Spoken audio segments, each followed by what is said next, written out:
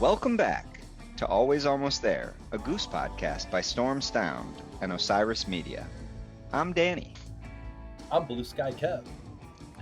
I'm Brian. I'm Ryan. And I'm Neil.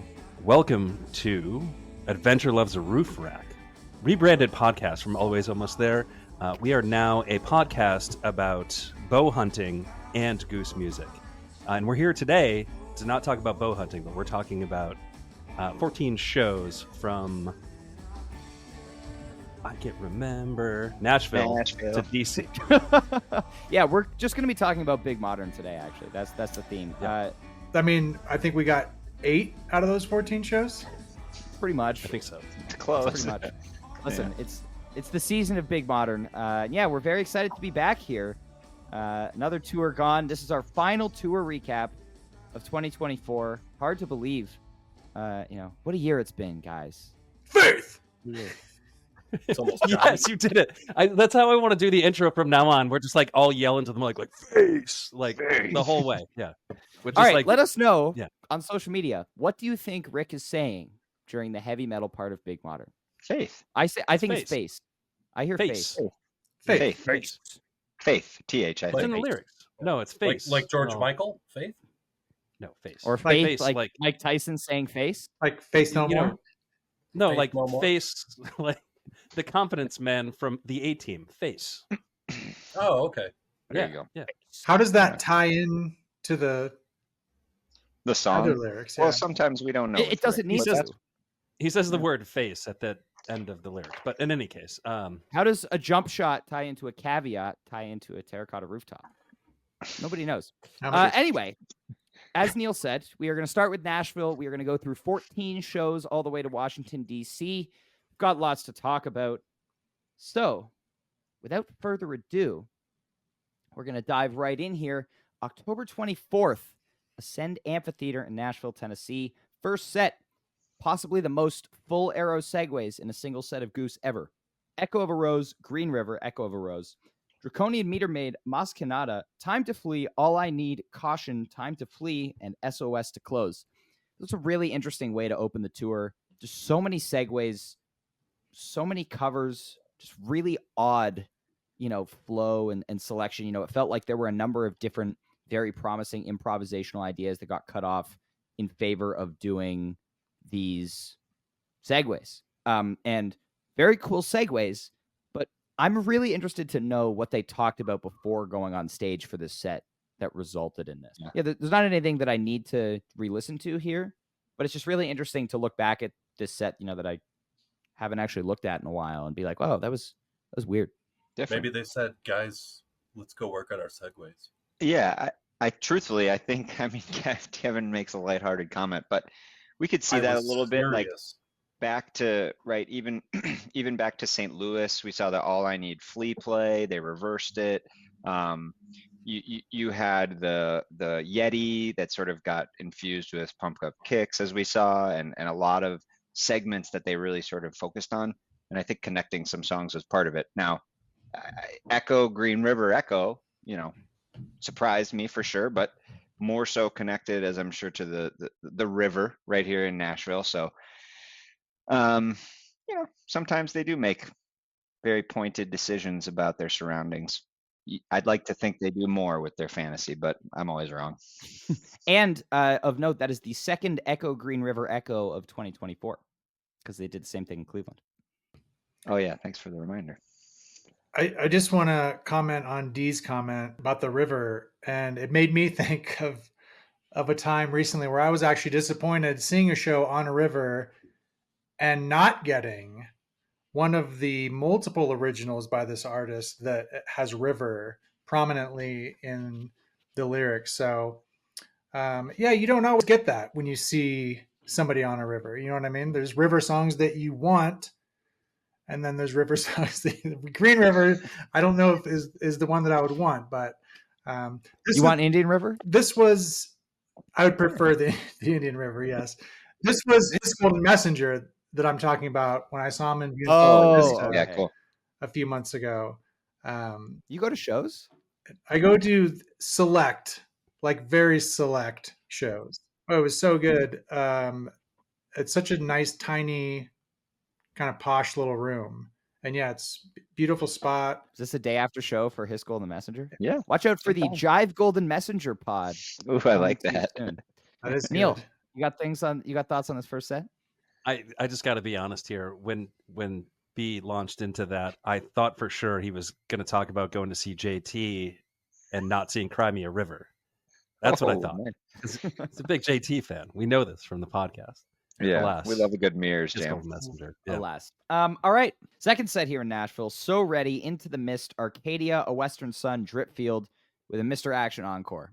I think I've listened to this Mist an unreasonable amount. Like it's not ranking super high on my list, but the back half of it is so good. Like it's amazing. This is I think obviously the second best Mist of the year. Not obviously, but in my opinion, it's the second best Mist of the year. You get the standard when the Saints go marching in Yep. for the Saints first tease. part. Then around the 15-minute mark, just when you think it's like, they did the Saints thing and now we're going to get another song, they break into this really cool minimalist funk groove. And I love the way that Peter's hanging back, just very minimalist. I said it again, percussive organ and just grooving like for a really extended period of time. And they shift into this, kind of peakier mode, very, very happy dance jam. And the drop just after the 24-minute mark is insane. The drop, not the drop. All The caps. drop. The drop. It's incredible. Highly listenable, but it's all about the last 10 minutes here. B? Did they finish it? They did not, unfortunately. That's what we should be talking about. Still waiting. Oh man, I want to jump in on this. So How long was it? Did they finish it? No, it doesn't. 27 matter. minutes. 27 minutes not finished. Imagine if they had. Would have been 30 minutes. The jam on the back half, Ryan, not the back half, like the back 5 minutes, shows up actually 2 or 3 times over the course of this tour. It's not an unfamiliar jam, and it is just like straight classic rock like party. And all I can think about is like a montage of like all of the fun shit happening at the keg party in Dazed and Confused, and then this jam playing over the top of it. Go listen to it, and then imagine that. Like people like cheersing, like passing joints, and like high, like all kinds of 70s shit. Like just imagine that, and then listen to this jam. It all fits. But it does show up like 2 more times on this little Lego tour. It's like, it's like Max Creek doing Magic Carpet Ride. Fuck With yeah. Jiggle the Handle. Anyone else have thoughts on the second set? Mid-set Arcadia, let it stretch out a little bit. Yeah, it gives it some legs, which is nice because we usually see it closing a set or a show. So it just truncates and puts a timeline more often than it should. Shout out to 3-year anniversary, of course. Mission Arcadia today as we record.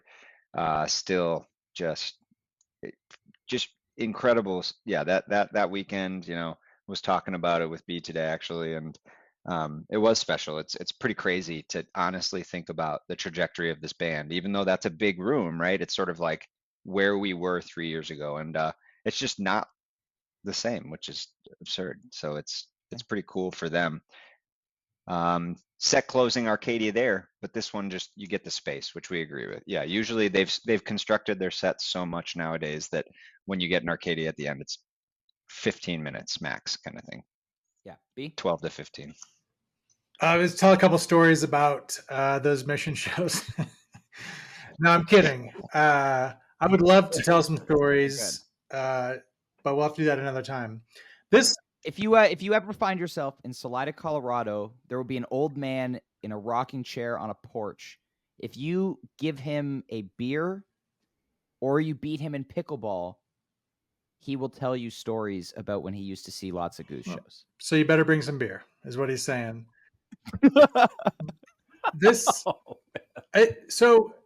Obviously this set looks really nice.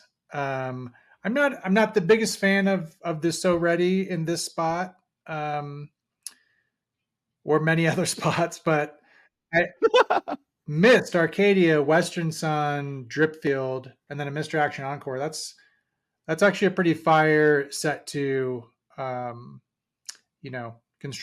construction wise. I think those songs flow really well. You had Mist serving as kind of your huge jam, and the first set, that's not bad either. I mean, yeah, It's a good show. lack of jams maybe is one thing, but yeah, I mean, you're getting Echo, you're getting, a couple covers. Draconi and Maishke Nada is a good little transition too. I think that was fun. Yeah. And then you're getting the playfulness of the sandwiching, and then a nice SOS set closer. So yeah, I mean it's a decent little show. Good Yeah. opener. Yeah. There we go. Should we There move go. on to October 25th? Take us away, Yeah, Kev. take us away, Yeah. baby. So yeah, we joke around a lot on the pod here. October 25th, this show in North Carolina here, sort of a somber occasion because we had Phil Lesh pass away that same day, as well as this show being a benefit for Hurricane Helene relief. So I mean, a lot of emotion, a lot of things going into the show at Lawrence Jewell Veterans Memorial Coliseum in Winston-Salem, North Carolina. To open up this first set here, we have Hot Love and the Lazy Poet, followed up with Turbulence and the Night Rays, California Magic into Silver Rising, and we get Bob Don into Redbird, and we finish out the set with Hunger Sight.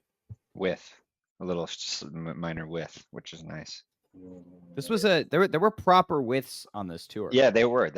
Agreed. Yeah. Now this is about as standard as an opening you can get. You get 4 openers and then a Bob Don. But I mean, things really kick into gear nicely at the end of the first set here. This is the 2024 Goose formula. They open with some standard songs, and then end of the first set is usually when they start cooking.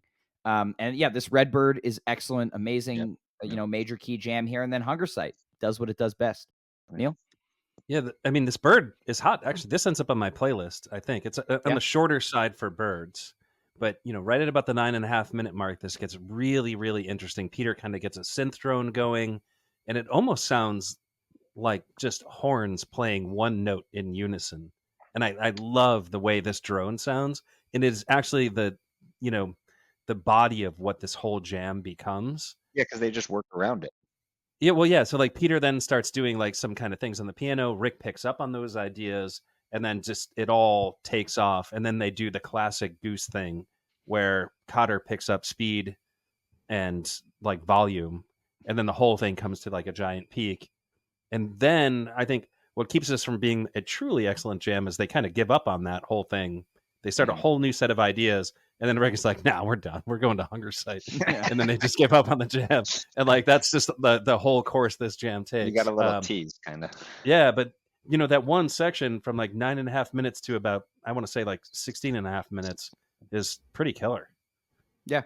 And I mean, we've talked about it a lot this year, how much more they've been listening to each other, but this is really where it starts to really become prevalent. And I mean, obviously when they rearrange the stage in Florida, that just like heightens it even more. But earlier in the tour, these first couple of shows, you're starting to see glimpses of where they're going to be even a week later.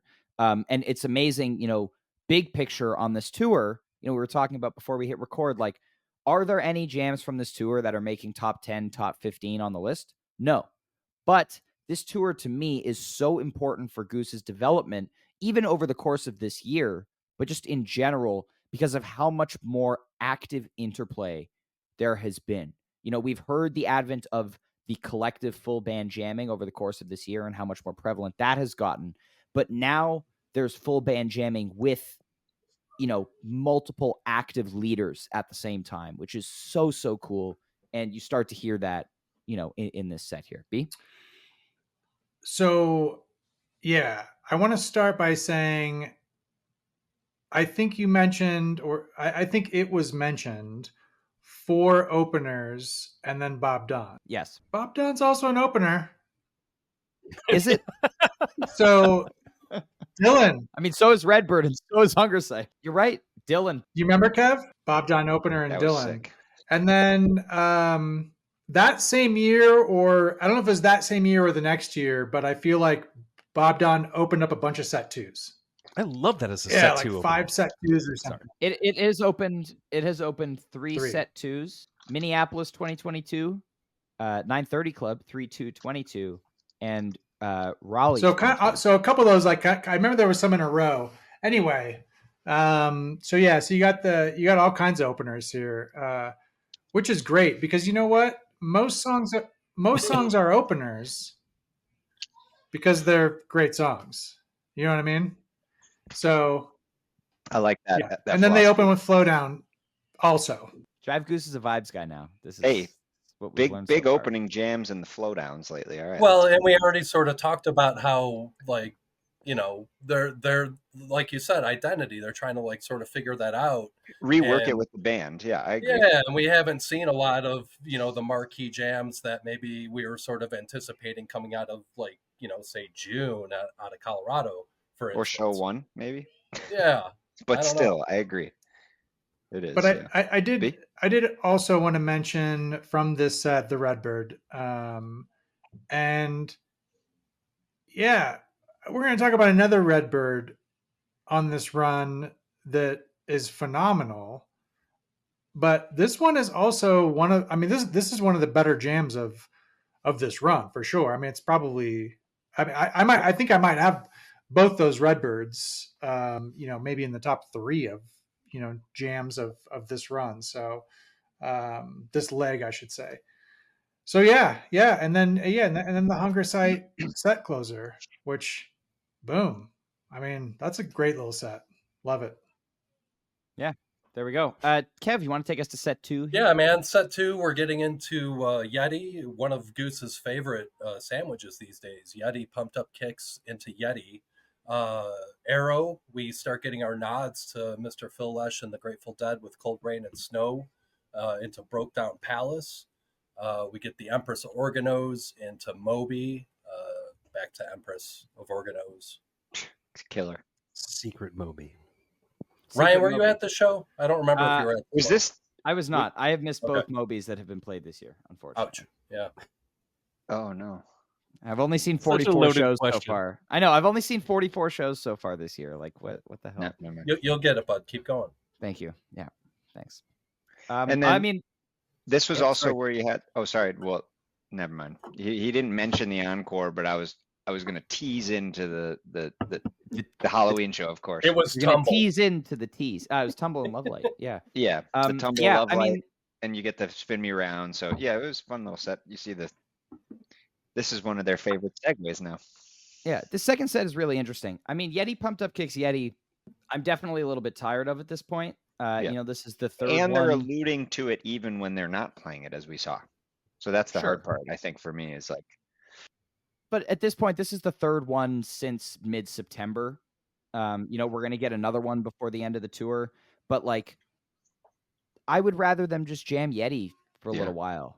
Like they were doing at the beginning of the year, too. I mean, exactly. the best way. Exactly. Yeah. We don't always need to throw a song in there. I get that it's fun, but, open the second set with Yeti. Like, the second set opener, Yeti in Montana, was sick. Yeah. But, yeah, and then, Arrow, nothing crazy here. And Cold Rain and Snow, real treat. First known time played since November 26th, 2014. So that's a lot of shows. That's a bust out right there, if I've ever heard one. Broke Down, first one since the Fox in Boulder in 2022, 138 shows. I mean, this is just like, it was a throw. This is the cover that you want to hear Rick sing. It's just gorgeous. And then Empress, Moby, Empress. This is a really cool Empress, this first half before they get into Moby. They kind of slide into the jam in a really different way than normal. You don't kind of have that hard minor chord. They kind of like drift into the darkness a little more, which is a real treat here. And then, yeah, absolutely vicious tumble in this encore. Talk about making use of a short runtime. Yeah. Anyone else have thoughts on this second set?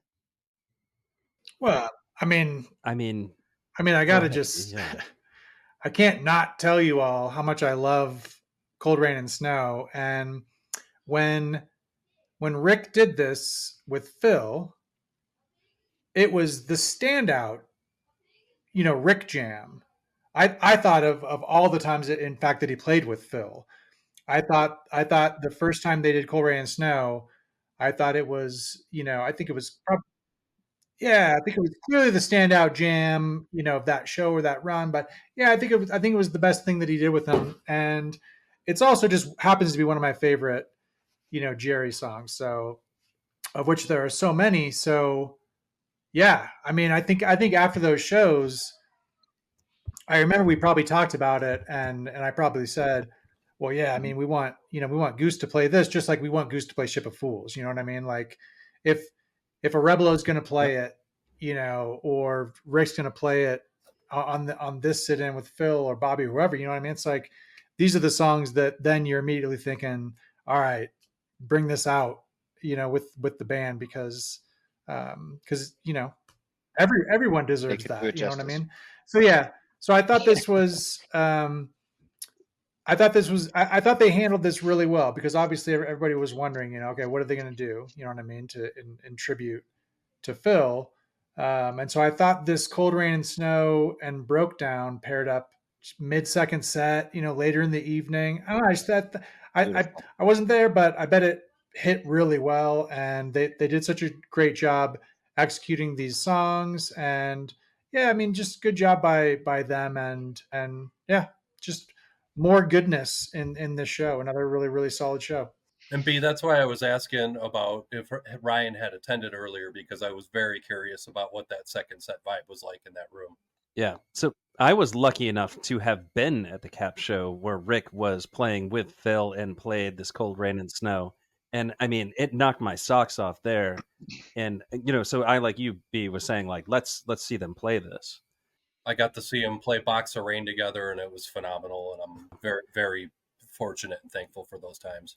Yeah, and like the fact that they came out and played this is great, and it's such an unusual Dead song to cover, right? There are the kind of the songs that you expect bands to cover, like a Shakedown Street, or in this instance, because Phil had just passed, like everybody's like, Box of Rain, like that, it's like on the nose. Let's just do it. Unbroken Chain or something like that. And so, Goose went out and did like songs that they knew and they do really well. And I think that is a way that you pay tribute to, somebody who's passed. You just, you go out there and you play an awesome song that you already know how to play. Yeah, that is what I have to say about that. There we go. Anything else here, Neil? You got any comments on the encore? I know you're a fan of this tumble. I mean, it's a hot tumble, and then you get like a little bit of a tease of what is to come, and I think that is the exciting part about this one. I don't necessarily have this one on my playlist. There are other tumbles on this tour that I do really like, but yeah, but that's pretty much it. This one is not special. There we go. Neil, why don't you take us through first set of Birmingham? All right, Birmingham, Alabama. Roll Tide. Yeah, not not a popular place for Goose, and this is a place where they've played in the past. High tide. They have not played very good sets. They have not. No, in Alabama. However, and they've only played in Alabama once, right? Yeah, that's what I thought. And it was the last time they played at this particular venue, which is did they? They did one other Brewing? one? Is that what it is? Yeah. Avondale. Set 1, we have Elizabeth, Atlas Dogs, 1 in 1 out.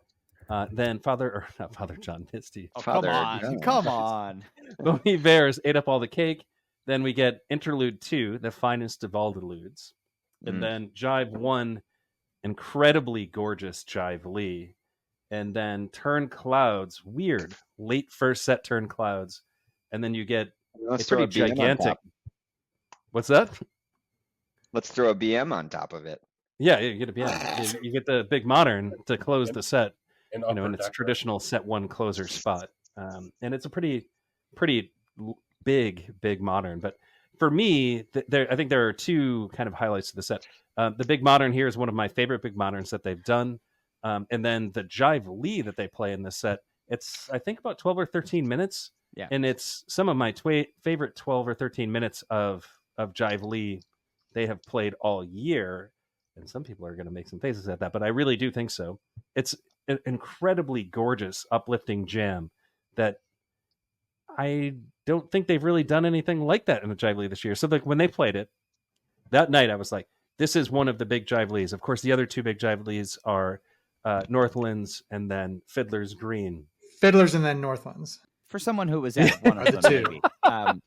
Yeah. So before we move on, like the one thing I want to say about this big modern that I like, that I think separates it from other big moderns, is Rick is doing the thing that he does where it's like he's playing really quietly but playing quite quickly and like a lot of notes, and like love that. And then Trevor kind of is the one who's driving the jam and with like a really kind of wet envelope filter bass tone. And again, like I just said before, Cotter does the thing that Cotter does, which is he speeds up the tempo and then actually increases the volume, and the whole band kind of comes to a peak. And then they kind of settle back down and get quiet again before they go into the, bass, like the whole return. And love that. Like I love the kind of dynamic shifts that they have going on in this tune. Just makes it so much fun, especially as like a set one closer, where you kind of get quiet for a second, you think you're going to ease out of the set, and then you just rage going out. This big modern's also cool because they skip the whole ascending ending progression. Like they out of the jam, they kind of quiet it a little bit, and then you actually can't tell who starts playing it first, like just by listening. Like it could be Rick, it could be Peter, and it honestly could be Trevor. But they just start playing the and just go right into that. Now there's a bit of a, they get a little off sync going into the chorus at the end, but they recover pretty nicely. But yeah, Neil, I echo your sentiment on this being the number 3 Jive Lee of the year. With Pittsburgh very close behind this one. It was higher, but yeah, I agree. It's no up there. It's beautiful. He did say at the time of this jam that this was a top 20 jam of the year. Did you say, Neil? I don't think I was saying that. I thought maybe because I just like I can pull the receipts. So either way, pardon. But this is a spectacular Jive Lee. We begin to see, this tour. I didn't mention at the beginning, but Peter got this new sequencer for his synthesizers that that has unlocked all sorts of new, mad scientist things he can do, like for the arpeggiators, and now it syncs up the arpeggiator with their click, which makes it easier to play with. When they're using a click, there's just other stuff he can do. So, this is where we start to see him experimenting with that. Jive Lee has been a playground this year for Peter to just do shit. And all of them really, but especially Peter, and especially, with this new bag of synth tricks, which we will see, he kind of, I guess he spends more time with offstage or at sound check. And later in the tour, it's like, oh, wow, he this is doing things. But yeah, great first set. Yeah, I think like we saw with the OB6 too throughout, but this Jive Lee, I just had to fire it back in my ear. It sort of had, it gave me some of the Asheville 2022 vibes at April 29th, felt just like a little bit more reserved, and sort of like that version, is it 429-22? Is that what I'm thinking? Yeah, with the Redbird too. So it just feels like the band, rather than coming in like full force on some Jive Lees, which is great, and it's a proper way to sort of maintain that energy, especially when they just do one into Lee, that we've maybe sort of talked against the trifecta at time, the Jivefecta at times, with sort of the transition of energy. But yeah, I love when they do one Lee. But this one is nice because they sort of just hold back in how they approach the jam. Like you said, it's a little bit more, everybody's a little bit more sitting in the pocket almost. And Peter, it's like a crunchier, funkier, it almost sounds like a little Casio keyboard to me, or something like that. Like just the sound that he's pushing in that jam. And yeah, really good set too. Like you said, I mean, to finish with a big modern after everything they'd already done. Maybe one in was a little smaller. Usually they've been pairing that with the jam, it feels like, that follows it. But yeah, good set. I thought it flowed well. It sort of was like songy, and then you just get the one big jam. But the Jive Lee, even though it was a little shorter, maybe carried a lot. Very efficient, as Neil was saying. Like it packs a lot of punch. There we go. Anyone else got thoughts here before we hit set 2? I would just quickly say the 28 minutes from Ate Up All the Cake through Jive Lee are very re-listenable minutes for me. Again, this is a jam podcast, but those Quick 30 minutes, yeah. Yeah, taking it all 4 together, it's definitely been a re-listenable, 28 minutes for me since they played it. Nice recommendation. I like that. There we go. Neil, set 2. All right, cool. Set 2, we have Drive, and then again, kind of telling you what's coming.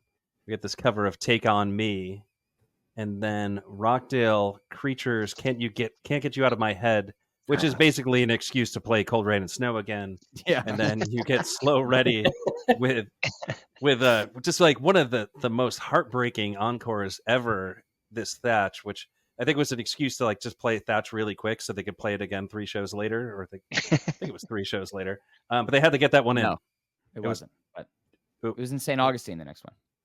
Yeah, how many shows later is that? 2. It was the 4th show. Oh, so 3 shows later? Yeah. 3 show gap? 5. Is that what we're talking about right now? Oh, it would be even more. Oh, 4 show actually, yeah. gap. I think Ryan. I said 5 shows later. Miami Night you 1, Miami signified Night with 2. your fingers, St. although Pete. the listeners of this podcast. I did this. My thumb Yeah. was up. My thumb was up. The listeners of this podcast couldn't have seen the 4 shows. In any case, yeah, not much to talk about in this set, really. I really do like this Drive. It's about 15 took or off so early, minutes yeah. of Drive, and then it's somehow like a funky Elmeg. I don't know. That's what I hear when I hear it. It's like super earwormy, and when I was listening to it, I was like, "What is this jam that sounds so familiar?" And it just sounds like Elmeg funk, which I thought you hated Elmeg. That is absolutely killer.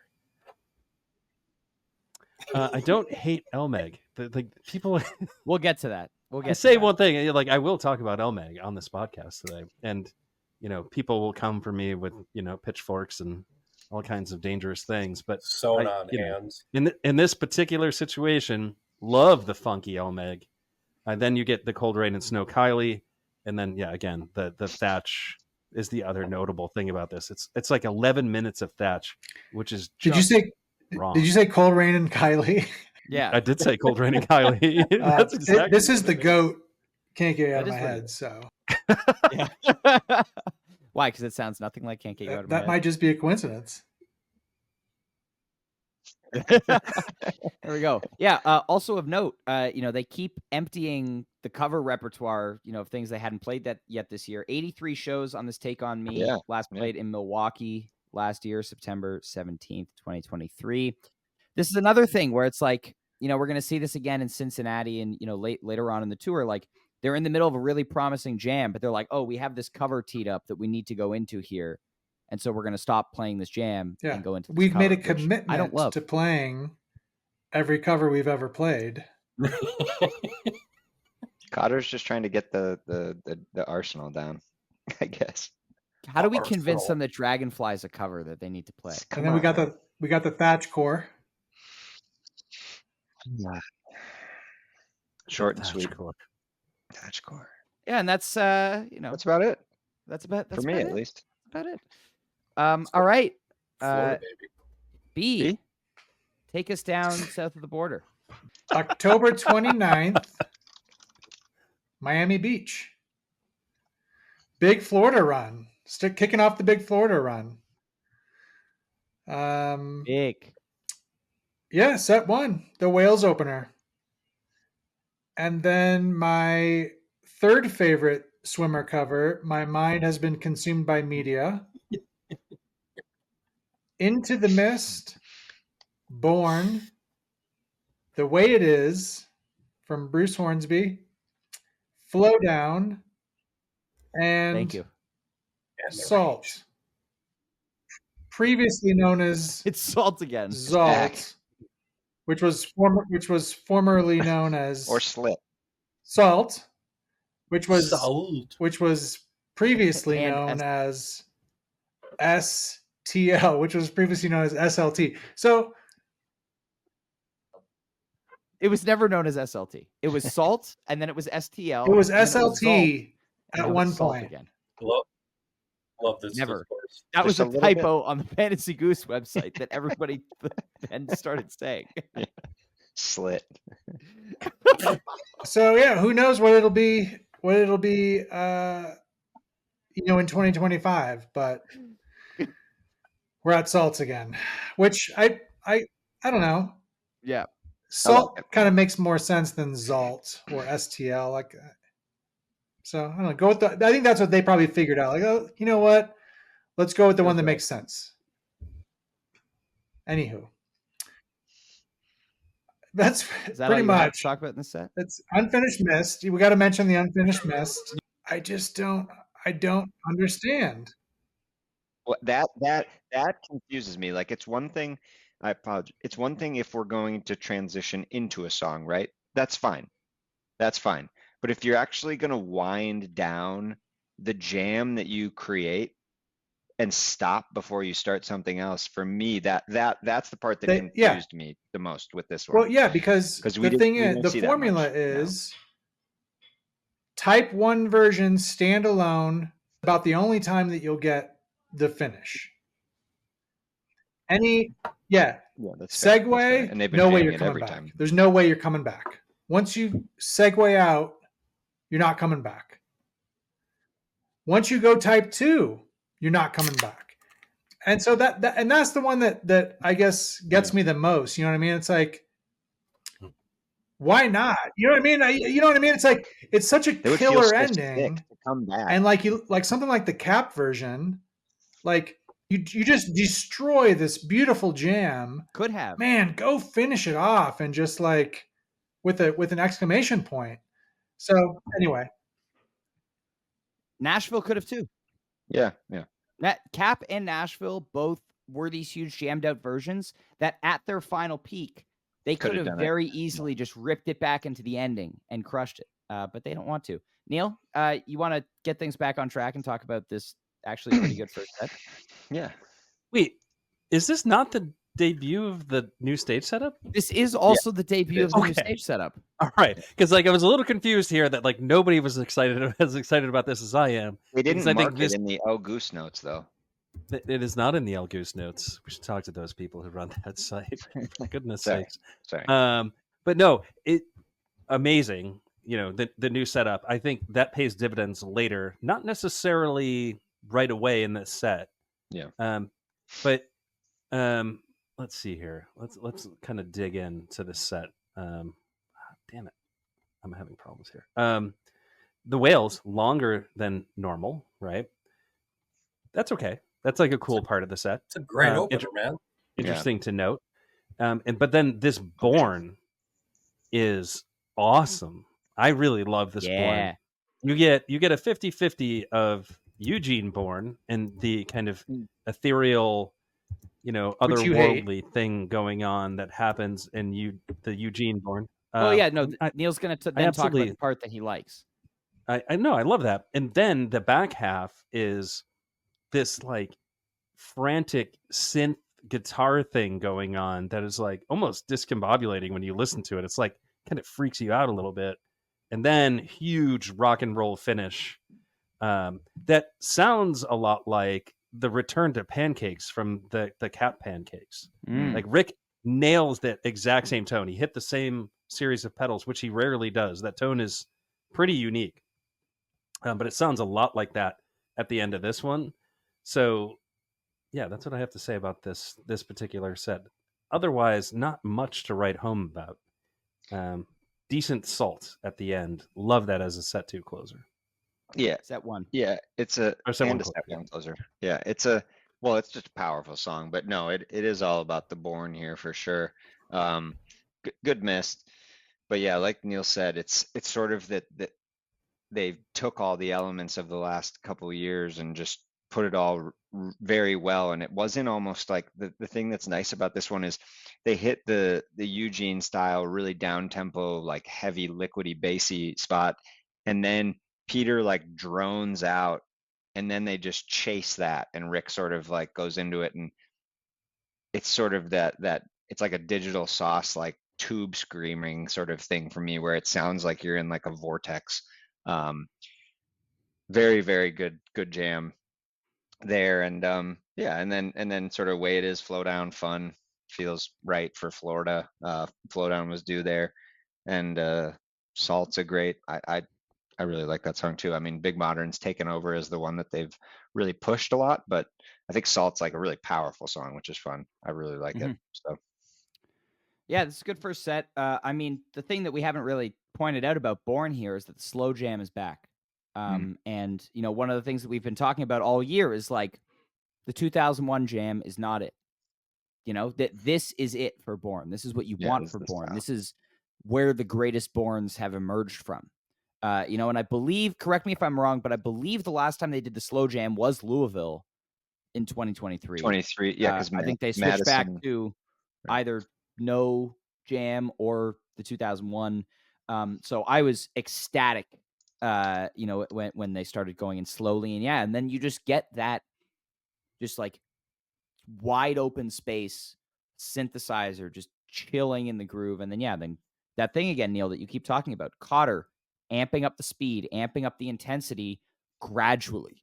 There's no big hit on the gas, because when that does happen, you're already basically there. So I love this jam a lot. I have it ranked 29 on my list right now. But yeah, big fan of this Born. And overall, you know, good set otherwise. You know, nothing else that, you know, I need to re-listen to, but Duel of the Fates and Flow Down. Okay. Woo. Set 2. All right. All right, set 2. Set 2. Pancakes, a big pancake set 2 opener. Rosewood Heart. Butter Rum. Everything Must Go. Animal. Encore. Don't Do It. So I feel like this set is.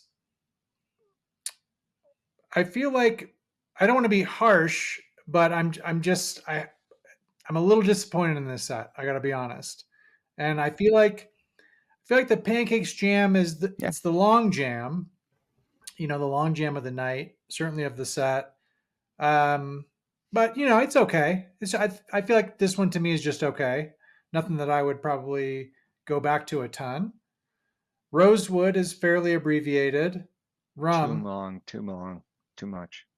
Everything Must Go is Shorter. also abbreviated. Animal. Don't Do It Encore. So yeah, there's nothing there that really like grabs me and gets me moving. You know what I mean? Obviously, I love some of these songs, but yeah, I kind of just felt like overall this set was just a little bit short. Fell a little bit short for me. I think there are a couple points of interest in this set that I want to point out. I did like the Pancakes in the context of like it was like a fiery pancakes. I will take a fiery pancakes as somebody fiery and saucy. Yes, it is super saucy. As somebody who likes fiery pancakes versions, I thought you would like this a little more. Really, another point of interest is this Rosewood abbreviated, but the back end of this Rosewood is really unique. Again, fire. It's just ripping, which you don't expect to hear in a Rosewood at all, ever. In fact, like it doesn't even fit. It's kind of strange. So that is a point of interest, something to check out. And then this rum. Let me tell you about this rum. Oh yeah, this rum is good. It is really good. But so I had mentioned before, there was that kind of that montage of like everybody at the keg party having the time of their lives when they're like 17 years old. That same jam shows up right here. So it's in the Into the Mist from Nashville. It's also in the back half of this rum. Yeah, that might make you want to get up and walk away, but I'm telling you, it's really, really good stuff. And so, like, I mean, this doesn't have to be the jam of the year stuff, but it makes you feel good. It makes you want to dance and jump out of your chair. And I do like these rums. I do like the way these rums are kind of shaping up on this tour. There are 3 of them, and they all have the same vibe. I think this one is a tier above the other ones, though. This is probably actually my favorite rum of the year. Maybe. I love the very slow phase that Peter has going on the vintage vibe here, you know, leading the way in that. But yeah, this reminds me, Neil, and you know, not jam of the year material, super enjoyable party vibe jam. This is the Fox Yeti of 2024. Yeah, man. You know, this is it. Yeah. So just finishing my thoughts on this set.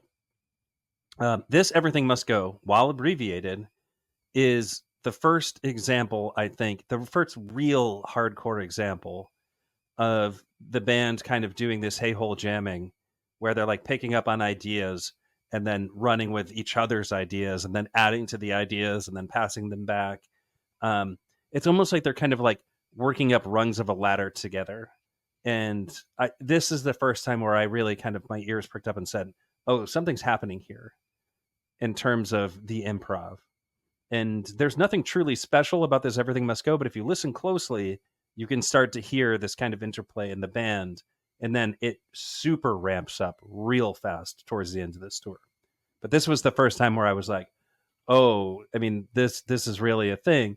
And when we were talking about this in the day after show, we were talking specifically about how does this new stage setup contribute to this band's sound?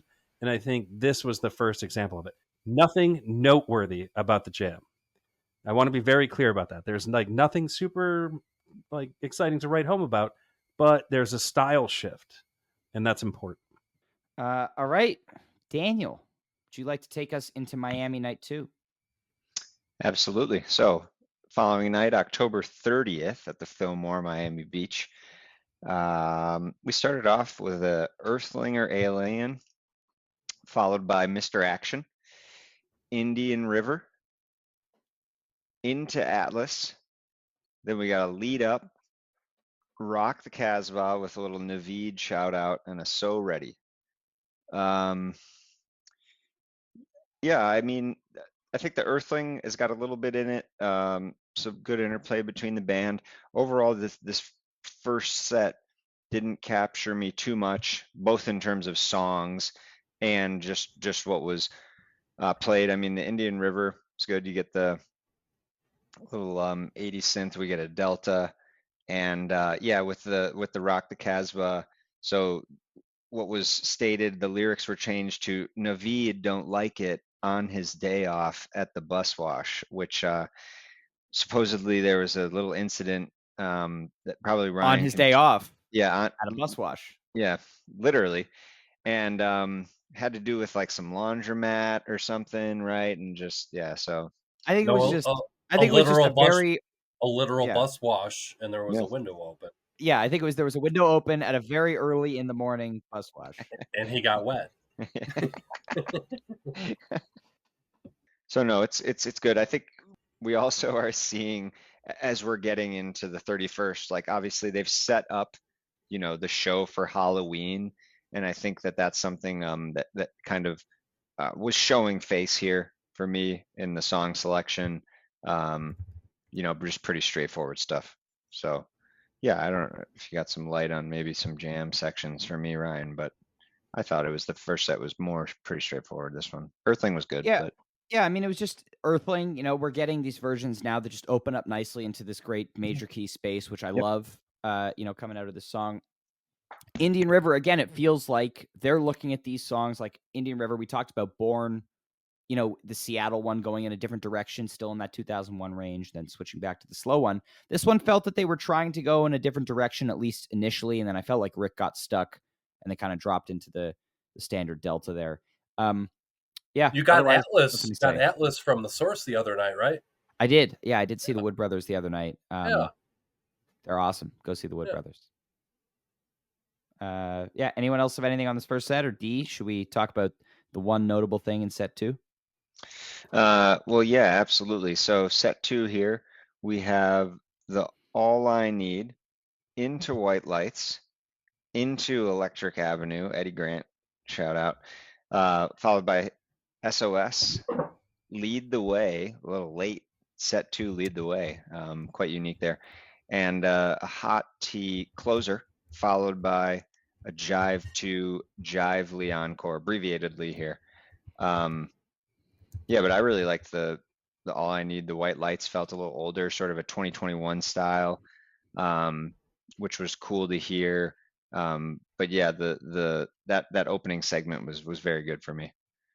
So this is a baffling second set on paper because they wrote this. And so for me, I'm serious. I'm gonna be They perfectly honest here. They took time to put this on paper. I'm serious though. Yeah. Yeah, no, but they wrote this down and they were like, yeah, this is a good set too. It's not.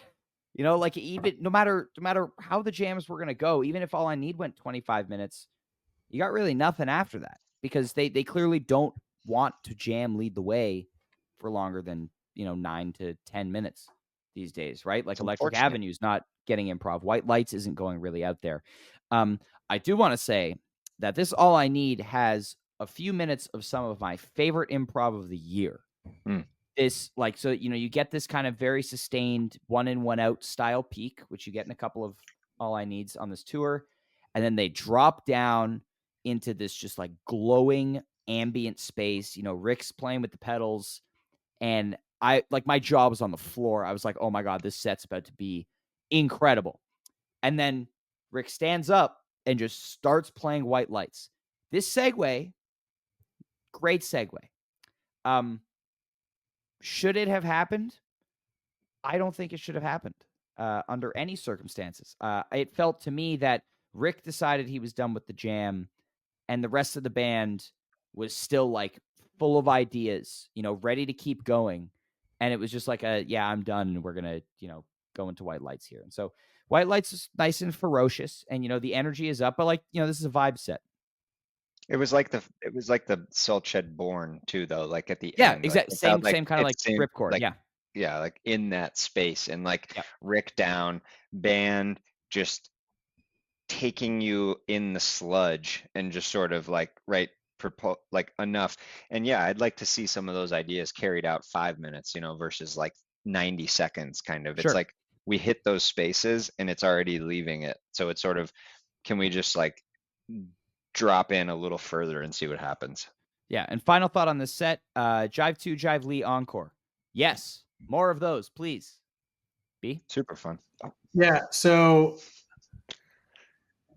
yeah, this one is. I mean, I agree with you, Ryan. I don't say that a lot, but this is some herky jerky shit right here. This whole show. But here's the thing about this set too. Show me another set too that could have been from 2018. You know what I mean? Yes, that's what I was going to say. Thank you for pointing it out. It is the most 2018 It's so set funny. there Like I'm is. looking at it on Nugs right now. It's ridiculous. And I'm having flashbacks.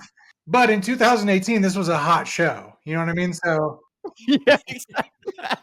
That's all I got. Exactly. That's all you got? Anyone? Oh, wait. No, I've got one thing to say before we move on from the set. The Electric You're Avenue is actually You're very, absolutely very gonna love good. this. The Okay, shit. No, safe guess. But the last 90 seconds of this White Lights rips. Like, come that was on. Gonna be his like, next guess. You have to go listen to it. It is like shitty new metal from like the early aughts. Like, I'm not even kidding. It's so good. It's like Rob Zombie Dragula shit. Go listen to it. It's ridiculous. It sounds nothing like Goose, and it's 90 seconds of it. I don't know where the hell it came from. It had to be completely improvised because there was no way somebody showed up at band practice and said, "Hey, let's sound like Rob Zombie for 90 seconds." But I know that's what you're talking exactly about, what they Neil. do. Yeah. Go listen to this White Lights. It's. I mean, maybe not the whole thing. Like the last 90 seconds. Go listen to it and see what you think about it. I love it. I absolutely. All love right. Glad you like Rob Zombie. Halloween. Let's go to Halloween. Let's head to Halloween, St. Petersburg at the St. Pete Pier. Stranger Things theme here. Peter shaves the mustache. Cotter shaves his beard, puts on a dress. Bloody Trevor nose. dresses as himself. Jeff dresses as sheriff. There's a lot going on. But first set here, we get the Stranger Things theme opening. Dr. Darkness, easiest 8-pointer ever, some might say. Yeti, Silver Rising, Wisteria Lane, Psycho Killer, Maniac, Madhavan, Wipeout, Madhavan. This is a really fun set for Halloween. I think my biggest complaint being that Wisteria hadn't been played in 15 shows, and you're going to come out here and you're going to play 3 minutes of like, oh shit, like, they're putting Stranger Things in here. This is about to be really sick. And then, you rip it into Psycho Killer, which I didn't go into this Halloween show expecting any improv whatsoever, so I wasn't as disappointed as I had been on the previous night. in Miami. So I had a blast, but that was really the only moment of the show where I was kind of like, oh, that kind of stings. I wish we got a little more jammy. But love the covers here. The Stranger Things theme. Peter using that the sequencer. For the nice arpeggiated sound. Psycho Killer caught her crushing the vocals. Maniac, which we'll see come back, but fits the vibe for them. Jeff More getting to 80s yell covers. Wipeout into the mic, and this is the first instance of 3-guitar Goose. We get it again later in the tour, but this Wipeout is the first time ever where we get to see 3-guitar Goose without a guest on stage. So exciting stuff here. So and every also other time Billy Joel teases in the second Madhavan. I actually thought they were segueing into You May Be Right for a minute at the show. And Pure Imagination teases too, because, Willy Wonka, Stranger Things, it fits. So not much to say here. I've never seen Stranger Things, so I don't know anything about it. What I will say though is, yeah, you definitely don't really go into. I think you probably go into Halloween thinking you might get one big jam. Probably not. I would hope not 0. But that doesn't mean I don't want to see Wisteria. Because if we are going to see a bunch of Goose songs, like without jams, like I'm still picking Wisteria for that. You know what I mean? Like I still think a 10-minute or a 12-minute or 14-minute or whatever it is, Wisteria, is still usually really, really good because it's just, I just like the song. You know what I mean? It's, lyrically, it's not gonna, probably, bring tears to your eyes, but I've always loved Wisteria, has a special place in my heart. It has a huge slugging percentage. So yeah, you're always, when you're at the show for sure, and they bust out in, they bust out Wisteria, you're thinking, oh man, this could be huge. Like every time you're like, I mean, this could be huge. Like, let's go. But I don't mind seeing that without a jam because it's just such a good song. Anywho,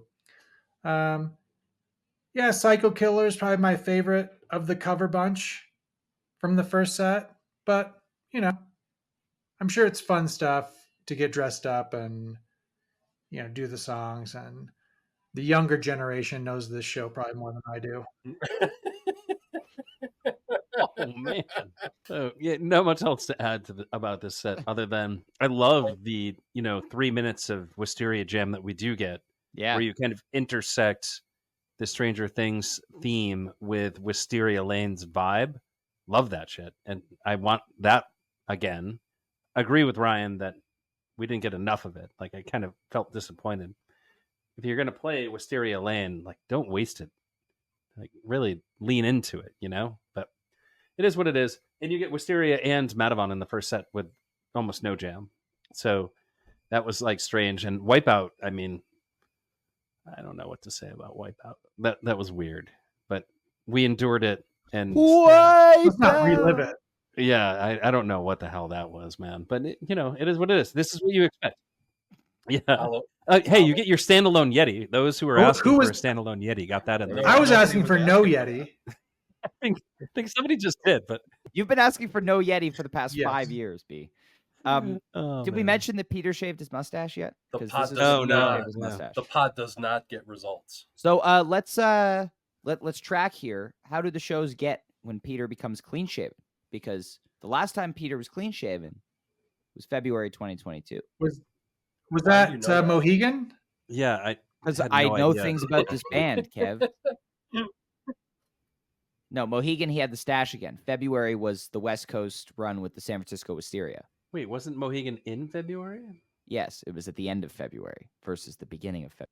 Yeah, because was it San Francisco Wisteria? It was like 129, 130, right? 130. It was the last day of January. Okay, the last time he was clean shaven was winter 2022. He's a virile man. He grows he grows a quick stash. By the end of tour, he still was growing it back. Like we had no stash yet. I would expect that on Sunday at MSG, he will have the stash again. But only time will tell. I just want to say I'm happy that you're tracking his facial hair, growth and removal Thank you. and regrowth. Yes. Thanks very much. It's part of tracking everything about this band is the hair. It's very important. All right, let's talk about this second set here. You spin me round like a record. Arrow, running up that hill. Arrow, creatures. Everybody wants to rule the world with a Stranger Things reprise and then a quick Empress encore. This first chunk of the second set is awesome. You spin me. I loved and I still love. I think this has been the most polarizing cover from this show. I think some people love it, some people don't. I'm a huge fan. Arrow, you get into this nice, very like free flowing, kind of bliss jam, and then running up that hill.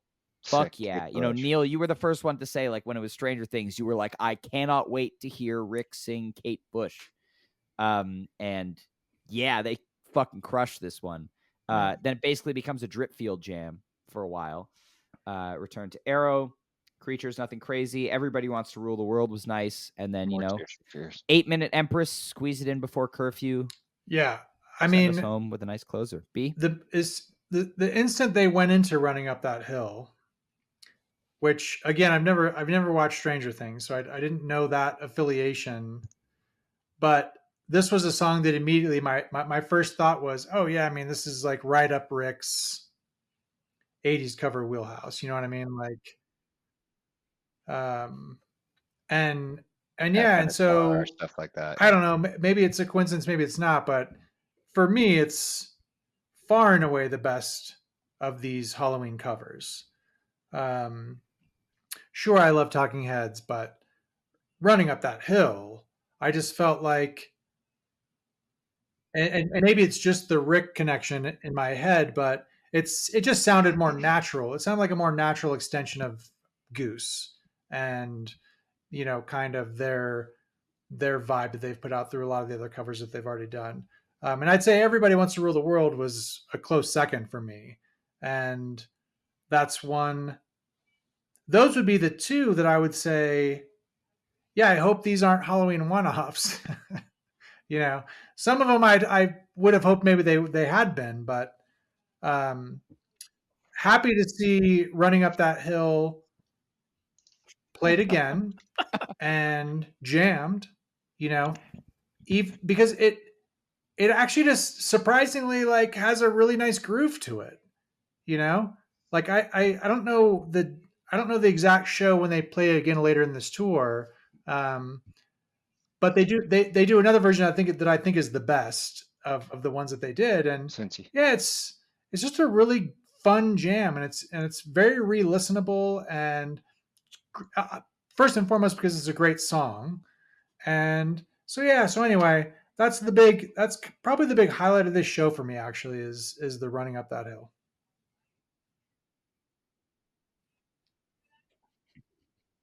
Yeah. Neil? Yeah, agreed that the highlight is that running up that hill. I actually like the way this whole segment plays out, where you have the Arrow running up that hill back into Arrow. Love the way that flows. And what really excites me about running up that hill is, yes, it is in Rick's wheelhouse of 80s covers.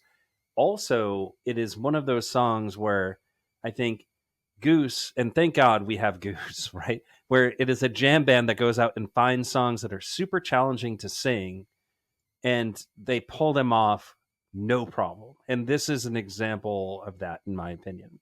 I mean, is Rick Kate Bush? No. Would diehard Kate Bush fans accept what I just said? Probably not. Would jam band fans agree with me that Rick singing Running Up That Hill is probably better than any other jam band could do it? Yep, I think so.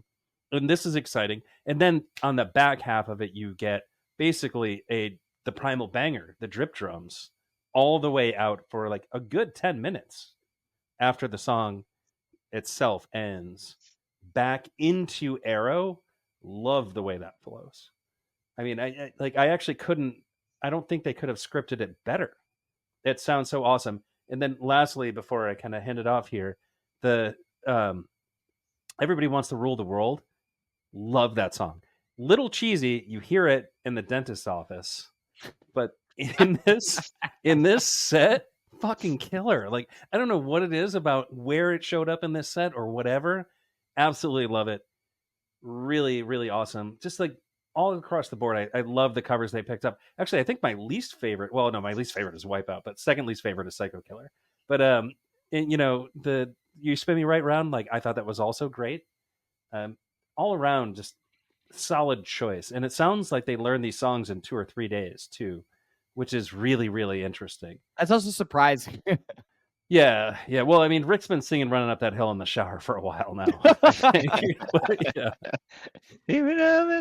I meant surprising in terms of like, you know, they didn't start planning the Halloween theme until they were already on the bus in Florida. Like, Is that what? Sounds Yeah. like, sounds about right for their them. first day off after Birmingham, they were like, "All right, guys, what should we do for Halloween?" Let's go stop at a thrift store and find some things too. Yeah, just real quick. Like, we're talking about these covers and these interesting choices of 80s covers for Rick.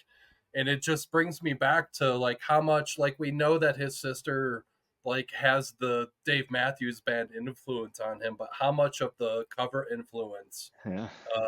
did he get from his sister as well?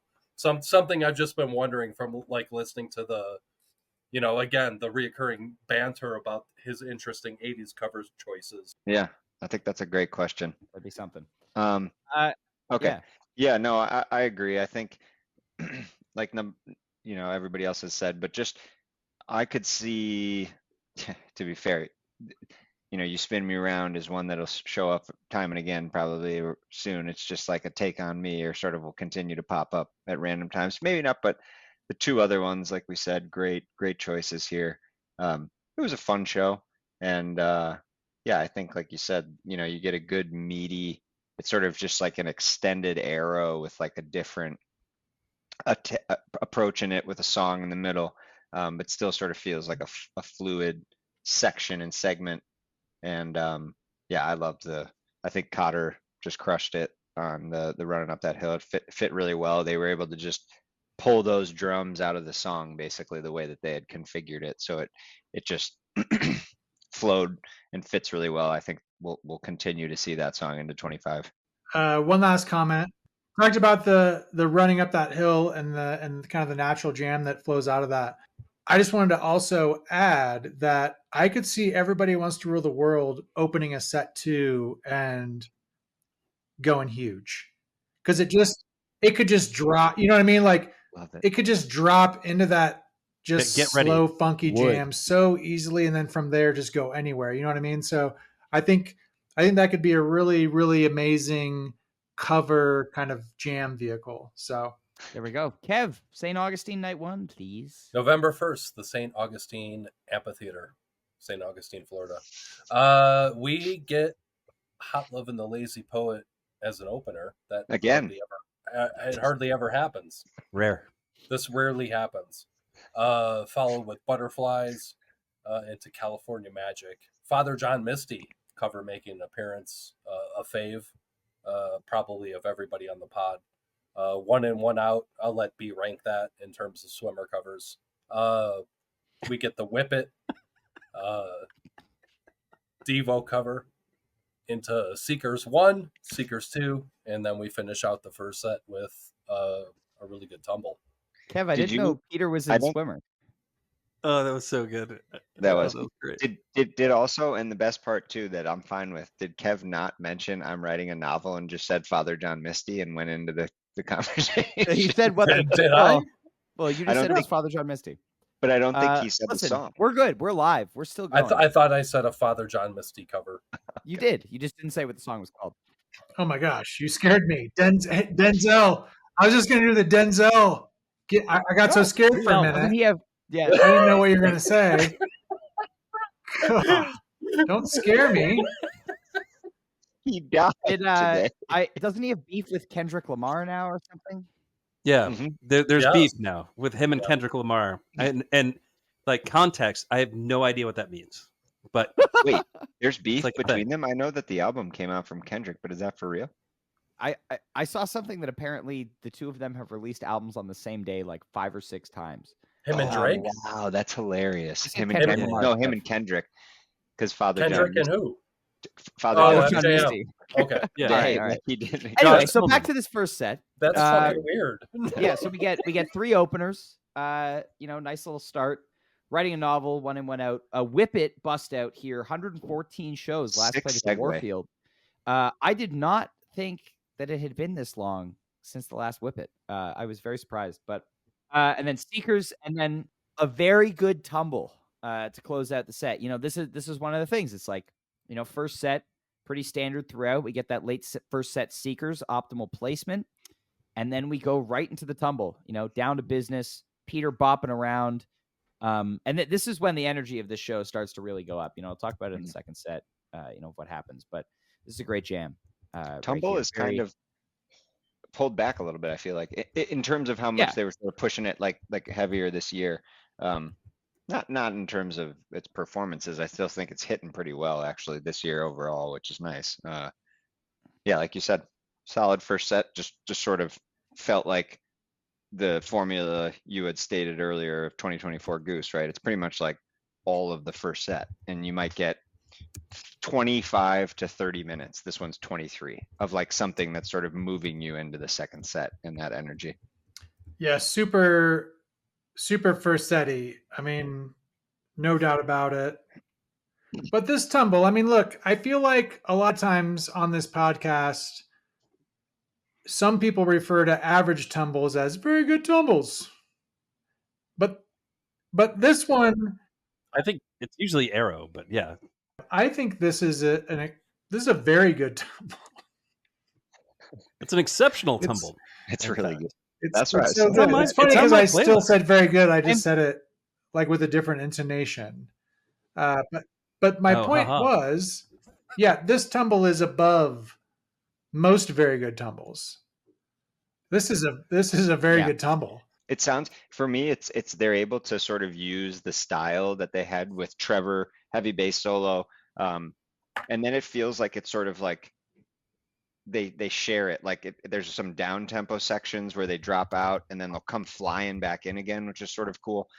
Whereas tumble, too traditionally, just right, it stays way too type 1. So it's nice to sort of like see them like drop the jam down and then come back and what in. I like about this one, I think, is that because to what we've kind of already said, I mean, a lot of the tumbles this year have contained very nice sections.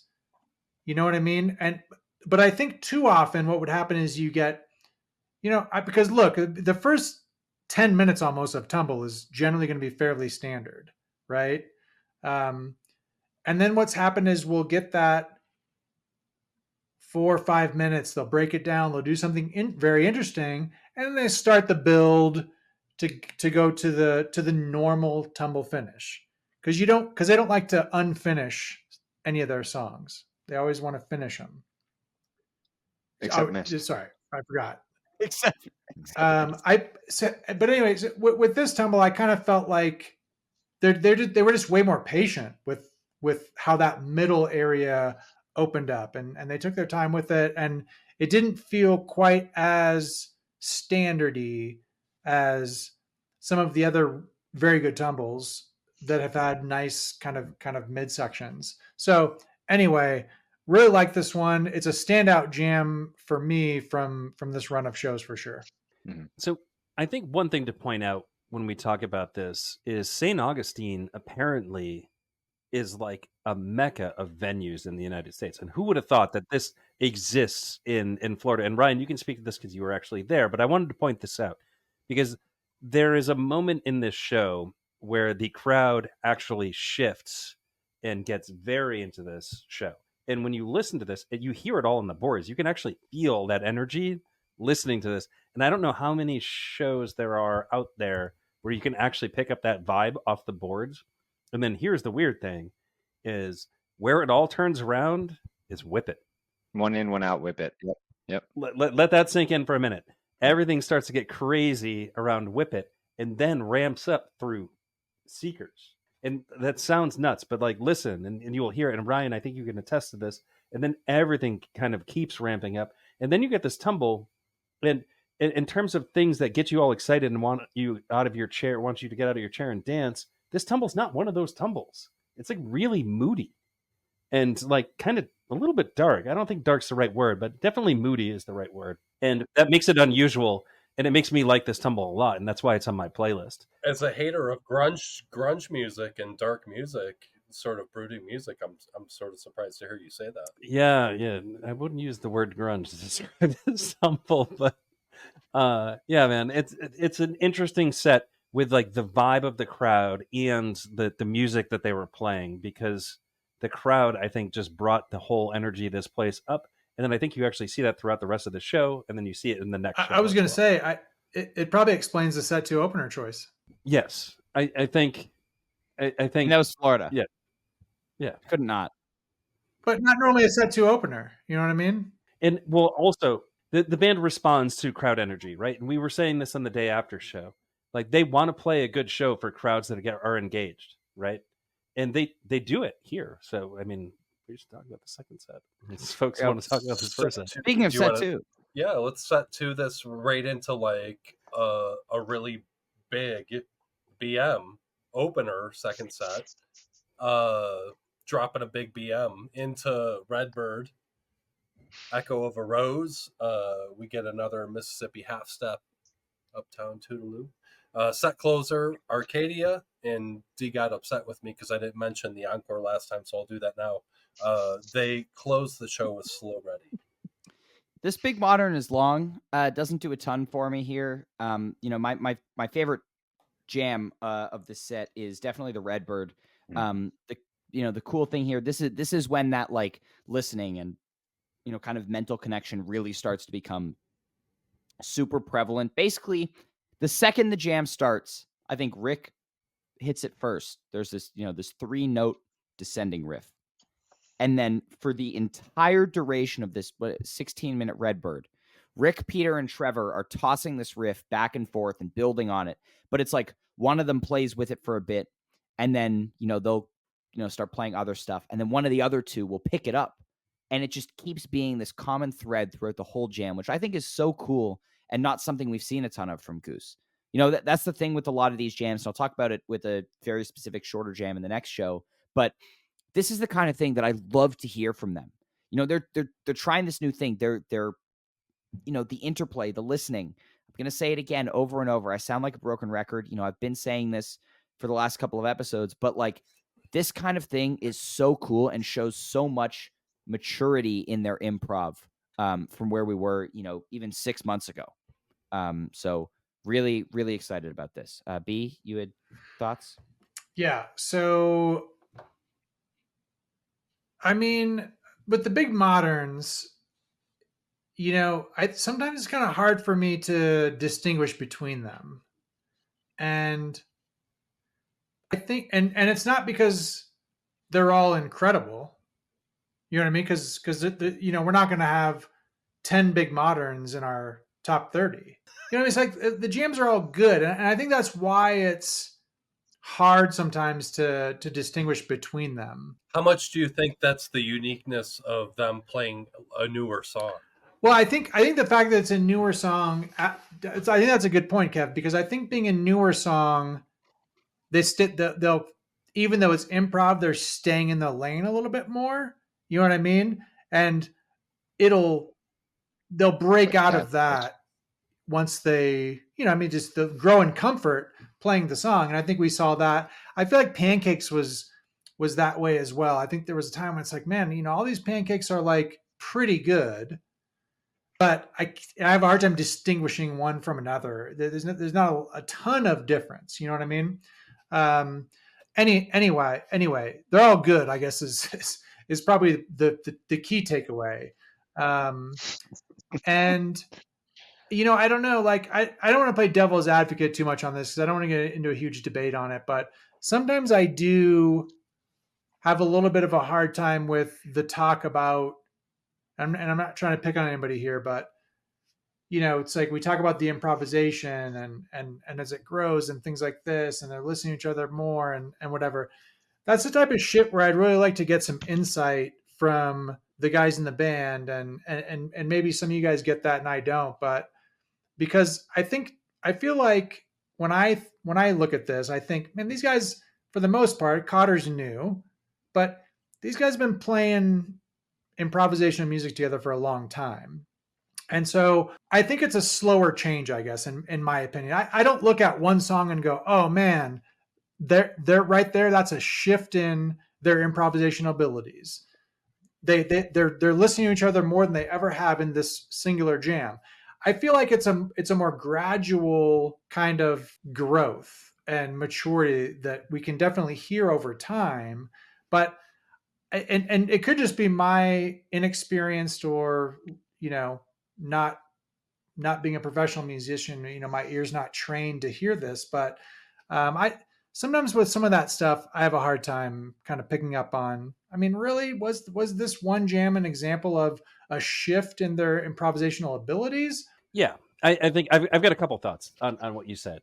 So when, for example, what I've noticed a lot this tour, so like let's like really break it down, right? Let's not just like have it be a hearsay and say like I think Right. there's listening going on, and like this is an example of that. I'm just gonna like hum a couple notes just for an example, and like this is not indicative of exactly what they're doing, but like when Rick does something like doot doot doot, and then Peter does something like doot doot doot doot doot, and then Trevor does something like doot doot doot doot doot doot, right? Hold on a second. You don't think these guys have ever dooted over each other like in all the years they've been playing together? No, I mean, come on. No. I'm They trying to haven't give you really. an example. You wanted concrete examples, and like I'm trying to give you an example of the kind of thing that I'm talking about. Yeah. And it shows up in this tour, and there's a name for it, right? It exists in the fish sphere. They call it like hey hole jamming, and you can really identify, right? And there is hey hole jamming going on in this tour that has not historically happened, and you can't deny that. You've listened to far too much Goose music to say that. I guess I do believe that it has happened, but I think we've never really talked about it before like we have been talking about it now. And like I do hear it now like we haven't before. Like I don't think it's just like some kind of silly thing that we're saying. Like I really do strongly believe like maybe not as on board as Ryan is on this one, but like I do think it is a thing that's happening. So fair enough. It's Ryan, then you, then me. Yeah, I guess so. No, I mean, no, but Neil's right. Like, you can say that, like, yeah, you'd rather them do this and have massive jams, but like discounting this as a whole because there's not a top 10 jam on this tour is just like that's not fair to the development of this band. Well, no, I'm just saying that I'm not necessarily hearing like any major shifts in the improvisation that's happening on stage, right? I disagree with that. I think that right now, like some of what you guys are discussing is like the development of their chemistry together and how they jam. I think some of that is happening and you're getting hints of that, even though, again, like we're coming back to this theme that we're not getting these big, huge, like overwhelming marquee jams. Like, again, we got back with the Fiddler's Matavan. But again, like those elements are there. So I think going back to like segues, going back to like those glimpses of them playing together, like at some point, I we're guessing that they're going to put it all sure. together. Hey, right? listen, again, I'm not saying that there is not gradual improvement that happens over time, but I'm also not going to take away from the incredible improvisation that I've heard from this band going back 5 years, right? And so I guess for me that's what it is that sometimes it comes off like, and I know you're not saying these words, but sometimes it sounds to me like, oh, finally they're like breaking through to these abilities related to improvisation. And I guess maybe I'm hearing that in my own head, and that's why I'm kind of pushing back and saying, man, these guys have been doing incredible improvisation for a number of years. They've been listening to each other on stage for a number of years.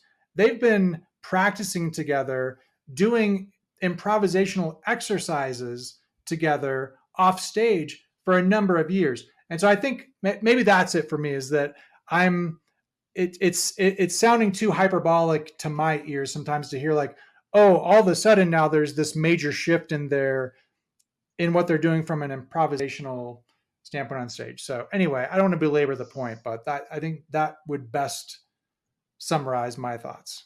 Well, hey, I think you follow the history of jam bands that have really kind of gotten to those places, right? The super like deep improvisational spaces, like the there's only a handful of bands out there who've done it. They've had these huge changes, right?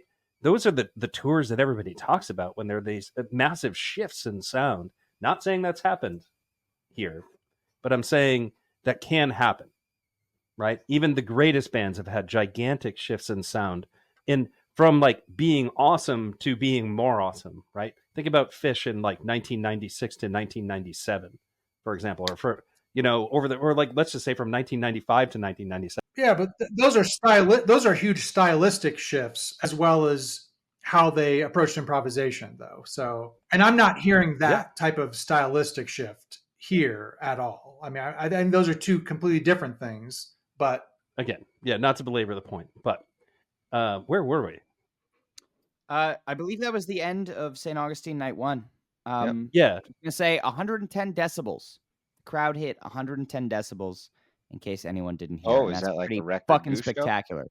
Yeah, I mean, so for reference, I said this on the day after show as well. Like, I was standing behind the soundboard in Miami, and Loomis's decibel reader was in the 90s while the band was playing. And in St. Augustine, the crowd hit 110 decibels in an outdoor venue when the band was not playing a note.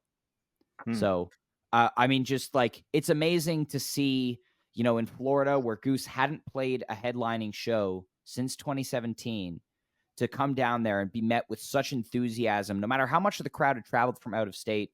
Like, I met a ton of people who were just like Florida locals who were so excited to be seeing Goose that whole run, all 5 shows. And so, maybe something like that'll happen when they come to Toronto in February. Imagine if they had like animated like baseballs and footballs and like a meter that's not actually attached to anything on the big screens at the stadium, like pushing the crowd to go even louder. Like, if you hit 100 decibels, we'll play Thatch. It's not prompted by some, stadium producer trying to push the noise up. It's just the natural reaction of the crowd. That's what makes it more impressive. Well, I feel like vibes. You have a point, Neil. I feel like that particular week, the vibes were really high in Florida, and people were just really extra stoked. I just think the venue has a lot to do with it. I think that is a killer venue. I think people want to believe that Florida in general sucks. If you're not from Florida, I think that's a pretty safe assumption. You want to believe that, just because it's fun to make fun of Florida. And it turns out to not be true. St. Augustine actually has a ripping jam band audience. Who knew? I didn't know until like a couple weeks ago. Hey, and shout out to Sam at Spinster Abbott's. That's right. Seeing a show in St. Augustine. Sam, great guy. He hosts pre-parties for all great shows. Just quickly, I lived in Florida, and I can tell you that for the most part, it does suck. But what saves Florida is college. All right, Neil, take us to night 2 of St. Augustine, please. Why don't we talk about St. Augustine night 2? So the band, there's a thread here. The band came back and they want to play an excellent show for this crowd. I don't think they had this set list lined up going into this run. I really don't. I mean, it's not the best set list, but like it's got some gems in there that I don't think they normally would have thrown in. I'm just going to say that. So set 1 opens with Turbulence in the Night Race. You get Draconian Meter Maid, which is B's 6th favorite swimmer song. Turn Clouds, Drive, Wild Night. This tells me they're trying to do something. Every time they play Wild Night, it generally is a pretty good show. And then Feel It Now, Western Sun, Rockdale. Now, Neil, did they happen to play Wild Night on 9/17/20? They did play Wild Night on 9/17/20, which turns out was a pretty good show.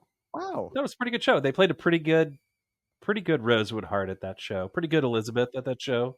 Pretty good cover of AEIOU, which turns out comes later in the show. Would you believe it? Yes. Absolutely insane. All right. I mean, so this is possibly the most predictable Goose show ever. There was a 6-way tie for a perfect score in Fantasy Goose this night. I was happy to be part of that. My first perfect score. Yeah, you're just saying that because you didn't get a perfect score for some reason.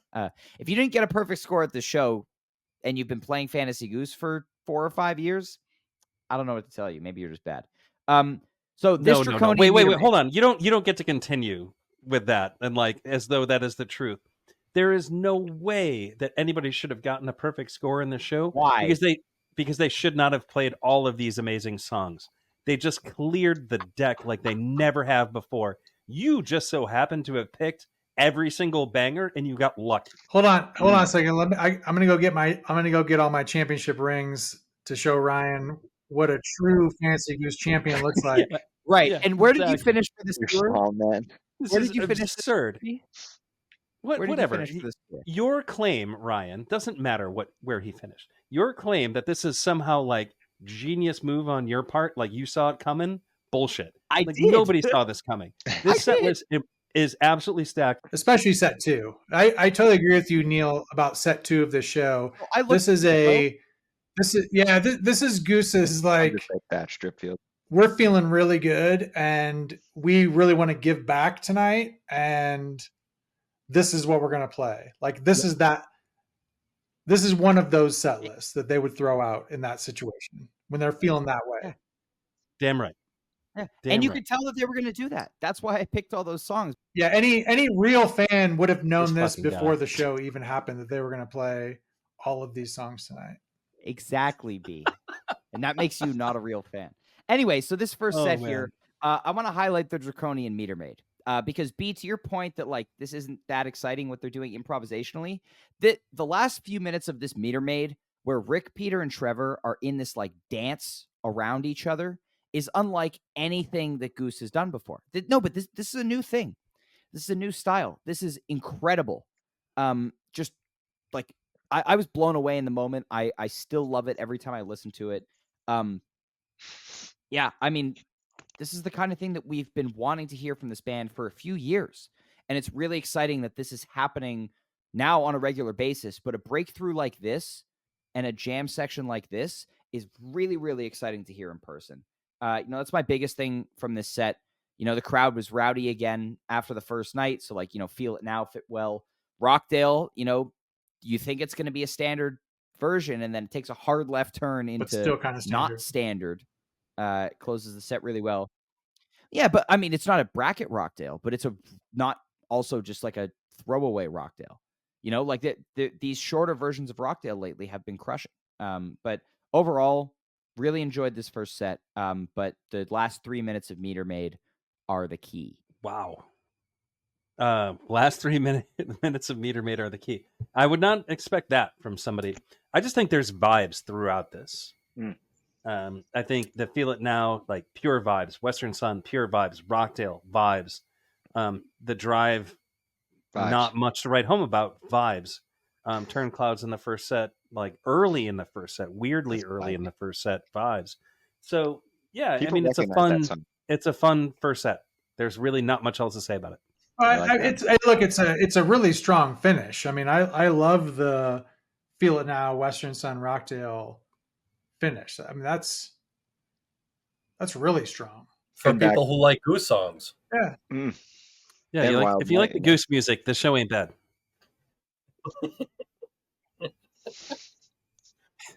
that totally break the mold and sound like nothing. One in, one out. Oh man! All right, set 2. We have Hunger Site, State of the Art. I like One in, One Out. I was just committing to the bit. Yeah, no, yep. State of the Art, Thatch, Dripfield, like Dripfield, Shama. You would think this doesn't work, Shama, but it works. All. It somehow works. I think it doesn't work. Some people think it doesn't work. I think it absolutely does work. This Dripfield is fire, and somehow it lands in. I love the Dripfield and Shamalama Ding Dong, and then you get. Let me just say this. I think Goose's best encore standalone song, not saying this is their best possible encore that they can put in front of you. I think their best possible encore happens on this tour. Doobie song? Yeah, no, not Doobie. Give It Time. Give It Time encore rips. And if you have a crowd that is into the show, this is the song that you want to play. Maybe What's Up, rivals that. But if you're playing the original, this is the one. What's Up's not the encore? Yeah. What's Up's not the encore? This is that's fair. Yeah. I know. I agree that Give It Time. That's for the fans. Yeah, you know what I mean? Like, yeah, when you've got that kind of crowd, and you're dropping the Give It Time encore. Yeah, I mean everybody's down with that. You know what I mean? Yeah. What's Up is like the Red Rocks, because that's the thing, right? These St. Augustine shows, everything I'm hearing, even though it's like out of market for them almost, you know what I mean? If that's even a thing anymore. But it sounds like these were like huge fan shows. Like it wasn't, you didn't get Peter being all like, hey, raise your hand if this is your first Goose. You know what I mean? There was none of that. They got blown out the water. Shows. You know what I mean? Because it sounds like there were fans at these shows. It wasn't a bunch of, Miami might have been different. You know what I mean? You probably wouldn't get the Give It Time encore in Miami, but St. Augustine brought it, and yeah, I agree with Neil. something I'd expect like in Colorado, Give It Time encore. And I mean this set. So first of all, Hunger Site returns to opening a second set for the first time in a while. It had been a set closer for 5 straight versions. This is the first second set opener since SPAC. No, but I mean, we were talking about how great it was as a set closer. And I think, this one goes back to just like pretty standard ripping version to open up the set, really solid, nothing crazy. State of the art. Yes.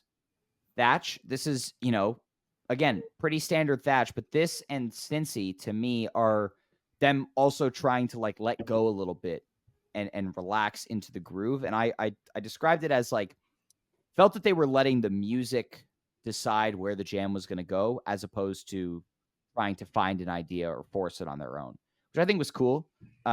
Rick almost plays Tweezer for a while in here, so that's that's right. It's like he's so close. Dripfield, I mean, keep hitting us with these big mid-second set Dripfields with enough time to go for 20 minutes, because I'm a huge fan. This one definitely not in the same tier as Salt Shed or the Greek, but still really, really awesome. And then, Shama out of nowhere. You figure Dripfield's going to close the set because it's Dripfield, but like, Shama, and the Shama was scripted too. I figured at the time it was an audible, and I saw the written set list after, and I was like, oh no, they were giving it back to the people, like you said. Yeah, everybody knows that song. Come on, yeah. I 100% agree with you, Neil. They've got 7 or 8 minutes on the clock. 1 song for the encore. Give It Time. Perfect. And the perfect way to end off or Florida run. Goose is a Christian rock band. B? Dawn is the other. Yeah, fair. I think Dawn is the other option there. I think the other thing about these kind of sets, right? When they're writing this set out, Hunger Site, State of the Art, Thatch, Dripfield, Shama, if you want to call that. I feel like there's some freedom for the band heading out, saying, you know what, like maybe Hunger Site doesn't go deep, maybe Thatch doesn't go deep, or it's like they're leaving themselves with multiple opportunities. The set looks incredible on paper, so they're going to deliver a fantastic set. But I just kind of feel like you see some other sets where there's kind of like one glaring opportunity for a jam, for a long jam. So then it's like, well, I guess we better take this one deep, or we're planning on taking this one deep. Got to make it count, blah, blah, blah. I feel like a set like this gives them a little bit more freedom to step out there and go, you know what? How's this Hunger Site feeling? That feels pretty good, but let's get into this State of the Art, and see how Thatch feels in Dripfield or whatever it is. You know what I mean? It's like, I don't know. I just feel like they don't feel as forced into big jams. Like sometimes like a Pancake set 2 opener can sometimes I feel like be a little bit forced into a long jam. So anyway, all that being said, I do really, really like this Dripfield. Again, a standout jam of this run for me for sure. All right, let's move on to Pittsburgh. Peterson Event Center, November the 7th. Another Wales opener for me. And followed by Mr. Action Interlude 2, Jive 1, Jive Lee, Not Alone, Maniac, Danger Zone, Maniac, So Ready. Oh, you're terrible. So I mean, look, The worst. I'm only going to talk about one song, Yeah. and it's not Maniac, Maniac. or Danger Zone. Is it Jive Lee? Maniac was Nor is it Jive Lee. It's Not Alone. so The And Whales. I'm going to say a couple things here. First of all, and I hope this isn't controversial or offensive in any way, but I didn't listen to this show this night live. And when I saw this set list, I thought to myself, Not Alone deserves better.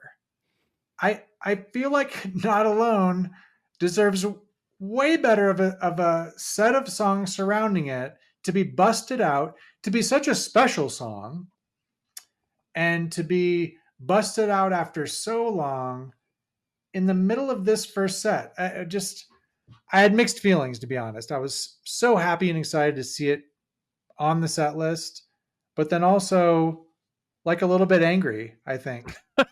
Another good question to ask Rick, if the opportunity arises, is why does he hate not just you, but the placement of Not Alone? My Yeah. Oh goodness. man. Well, okay. So Because first of all, you requested this at one point, didn't you, B? I mean, look, Arebelo, Goose, wherever I am, this is what I want. I mean, this song is amazing. When this happened, I like actually screamed. When Rick hits that first chord at the beginning, and you like know it's not alone. I was like, oh, like it's happening. This has been one we've been talking about for the last year and a half. Like, why haven't they been playing it more? The since last Milwaukee time, again. the last time it made an appearance was at a sound check in Glasgow. They may have sound checked it this year, but that was the last known appearance. So like, where's it Or been? Milwaukee. But I mean, I was so happy. But don't skip over this Jive Lee.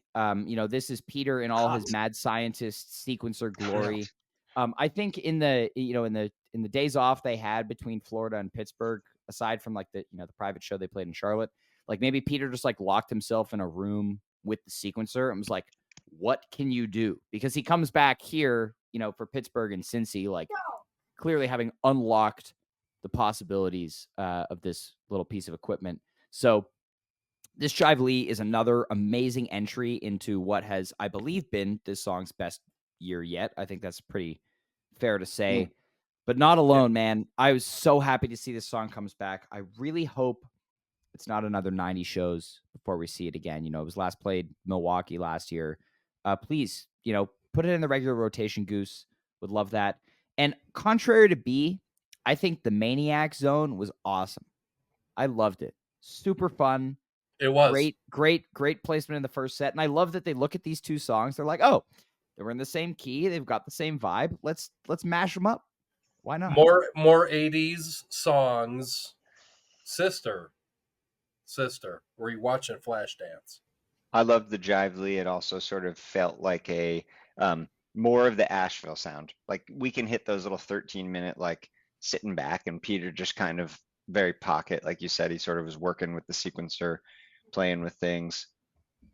It was fun. I liked it. I really liked how they mashed up the Maniac and Danger Zone too, and felt like it sort of like felt like they were just fusing the song throughout, which you don't get a lot of with them. So I liked it. I dig it as well. I am a huge 80s fan, and I love the band themselves embracing a lot of those 80s female artists. So I dug it. I love it. I like the first set. All B, set right. two? Good stuff. Let's roll into set 2 from Pittsburgh. Madivan set 2 opener into the Travelers Elmeg suite. Back into Madivan. Creatures, Animal, and then for only the second time since it's been renamed, or third time since it's been renamed, Salt. Autumn Crossing. This is going to be some really confusing gap metrics, by the way. Just like, In what way? well, you know what I mean? It's like, what's the gap from the last time it was Zalt to the current Salt? There's just a lot of, I think there's a lot of ways that you could slice and dice the data if you wanted to get in some geekery. You know what I mean? Yeah, a couple Matavan sandwiches recently, which I think honestly, when I see that, I feel like there's probably I was gonna say two camps. There's probably three camps of people. There's probably the people that are like, well, we're never gonna get a big crazy Matavan improv journey with a sandwich like this. You know what I mean? So whatever. And then I think there's the people that are like, oh shit, sandwich, man, that's so unique and so cool, like amazing no matter what it is. You know what I mean? And then there's us who I probably feel a little bit like maybe I'm probably in the middle of those. You know what I mean? It's like, it's good, it's bad, whatever. My personal thought is that I think from the band's perspective, these types of approaches give them a break from the monotony on one hand. And I wouldn't never say pressure, but on the other hand, you have this idea of, okay, well, what are we doing tonight with Matavan boys? It's like, are we playing it straight, average length? Are we going deep? Like, I think they've got to play most of the time when they're heading into a set. So I think these types of approaches, let's sandwich something in there. I kind of feel like it just allows them to just play Matavan for fun and not be thinking about, are we jamming it? Are we not jamming it? Like, what kind of jam, this or that? I don't know. That's just my own thought. I think it's a nice break for them maybe to do that. But as far as the rest of the set, yeah, I mean, a nice little creatures, animal set closer, Travelers Elmeg. There's your 26, 27 minutes in the middle there, and then solid encore. Yeah, I think overall, like, okay, good. To paraphrase what Jive is saying, this is an amazing second set if you're going to Cincinnati. You're looking at this. Unless you're a huge Matavan fan. Stoked. Well, I mean, the downside is you lose Matavan, but the upside is you're not getting Traveler's Elmeg, you're not getting Creatures, you're not getting Animal. And not that Creatures is something I'm ever upset to hear, but it can sometimes take up a lot of real estate, as we've said on this podcast a lot. So as far as Traveler's Elmeg goes, I like the idea of putting it within the Matavan. It's kind of a cool idea. Still not a fan of it taking up pretty much the whole second set, because this first Matavan is amazing. It's amazing. This is more of that slow major key jamming that they've been doing lately. That's like wow. Like, Neil, you said it on the day after show. You made the parallel to a Morning Dew. That is amazing. And it's just like they're just laying it out, taking their time, super quiet. And, I wonder, it's like we talked about it with the covers, and we've talked about it specifically with the Traveler's Elmeg in the past. Like, they know they have to play it. They have this planned arc for the set. And maybe that's a detriment here. Where does this Matavan go after the 14, 15-minute mark if they don't have a Travelers that is imminent and that they have to put in here? So that's my main thing on the set. Otherwise, I had a blast at this show. It was a lot of fun, but I was going into the Cincy run and DC relieved that Traveler's Elmeg was off the table, personally. Neil? Yeah, so I feel like I got to say a couple things about this set. First and foremost, this Matavan is really interesting. And it does a thing that several Matavans have done over the last year or 2 years, right? We said this on the day after show, where there's the Portland sounds like Breathe by Pink Floyd. Yep. Matavan. And then there's San Francisco, that kind of sounds like Hood. Harry Hood. Warfield. And then there's this one. It's a distinct choice here. They decided they were going to play a jam that sounded like the Grateful Dead. And the cool thing about this particular jam is that both Morning Dew and Althea have the exact same chord progressions in their keys. Not saying they're in the same key. I don't know if that's actually true, but like where they stand relatively in their keys, they are the same. So it starts off sounding just like Morning Dew and then finishes sounding just like Althea, but slow and brooding. I fucking love the way it turned out. Like, out of all of the Madavans that have sounded like covers of other songs, like this one is really chef's kiss. Like it sounds great. And of course, this is not too long after Phil has passed. Grateful Dead is very much on their minds. They're doing Grateful Dead songs all over the place. And this is what you get. So I absolutely love that. B, what do you got? Well, so I totally agree with you, Neil. Shocking. And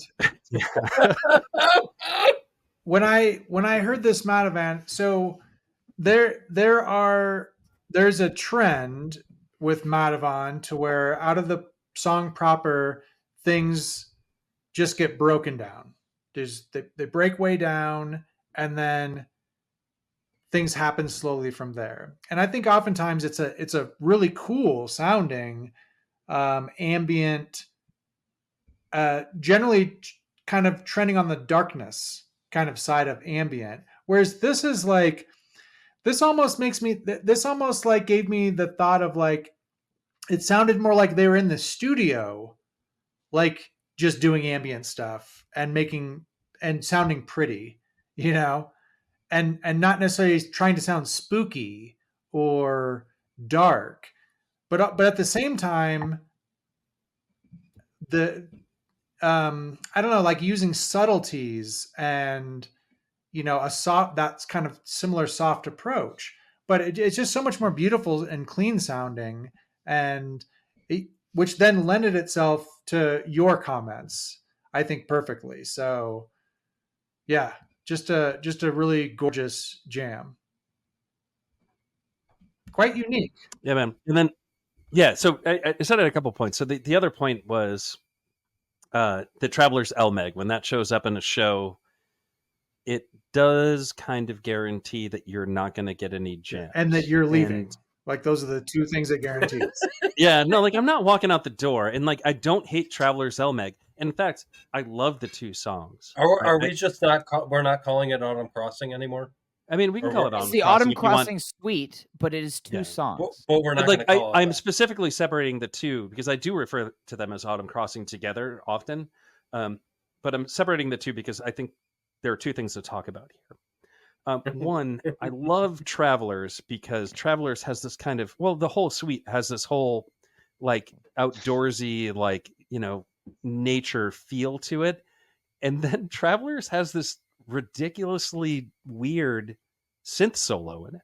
And it always has. And it weirdly fits. It shouldn't. It should actually sound awkward and out of place. And but I don't know if people remember, but the synth solo wasn't part of the original song. When it was debuted in 2020, it didn't Pine have Creek the synth was the first synth, wasn't it? Correct. I believe so. They also hit it in the 15-minute jam, and I felt like that sort of like brought that element into it because Peter like locked onto the synth, and I think he almost took, now that we think back 4 years ago, I think back to that, and the synth like came in that sort of sound, like pretty cool stuff. Not where I was going. Oh, go ahead. No, you're good. You're good. I just love the synth. It doesn't, I agree what you're saying. It doesn't, between the two songs as compositions and also like the mood and theme that they create and the Autumn Crossing literal words of the suite that they created for it too. It's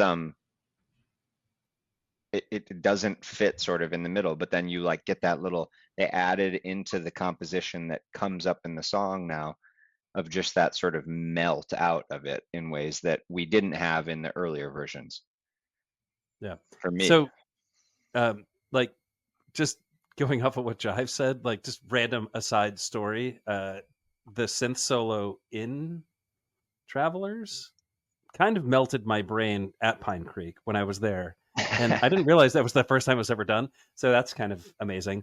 But so the whole point I was trying to make was that like, so you have this like these two songs, they're they are awesome on their own. Like there are parts of Travelers that I love, and there are parts of Elmeg that I love, but I don't love them jammed together in the dead center of a very important set. There's just something about it where it's like it makes me want to hear jams.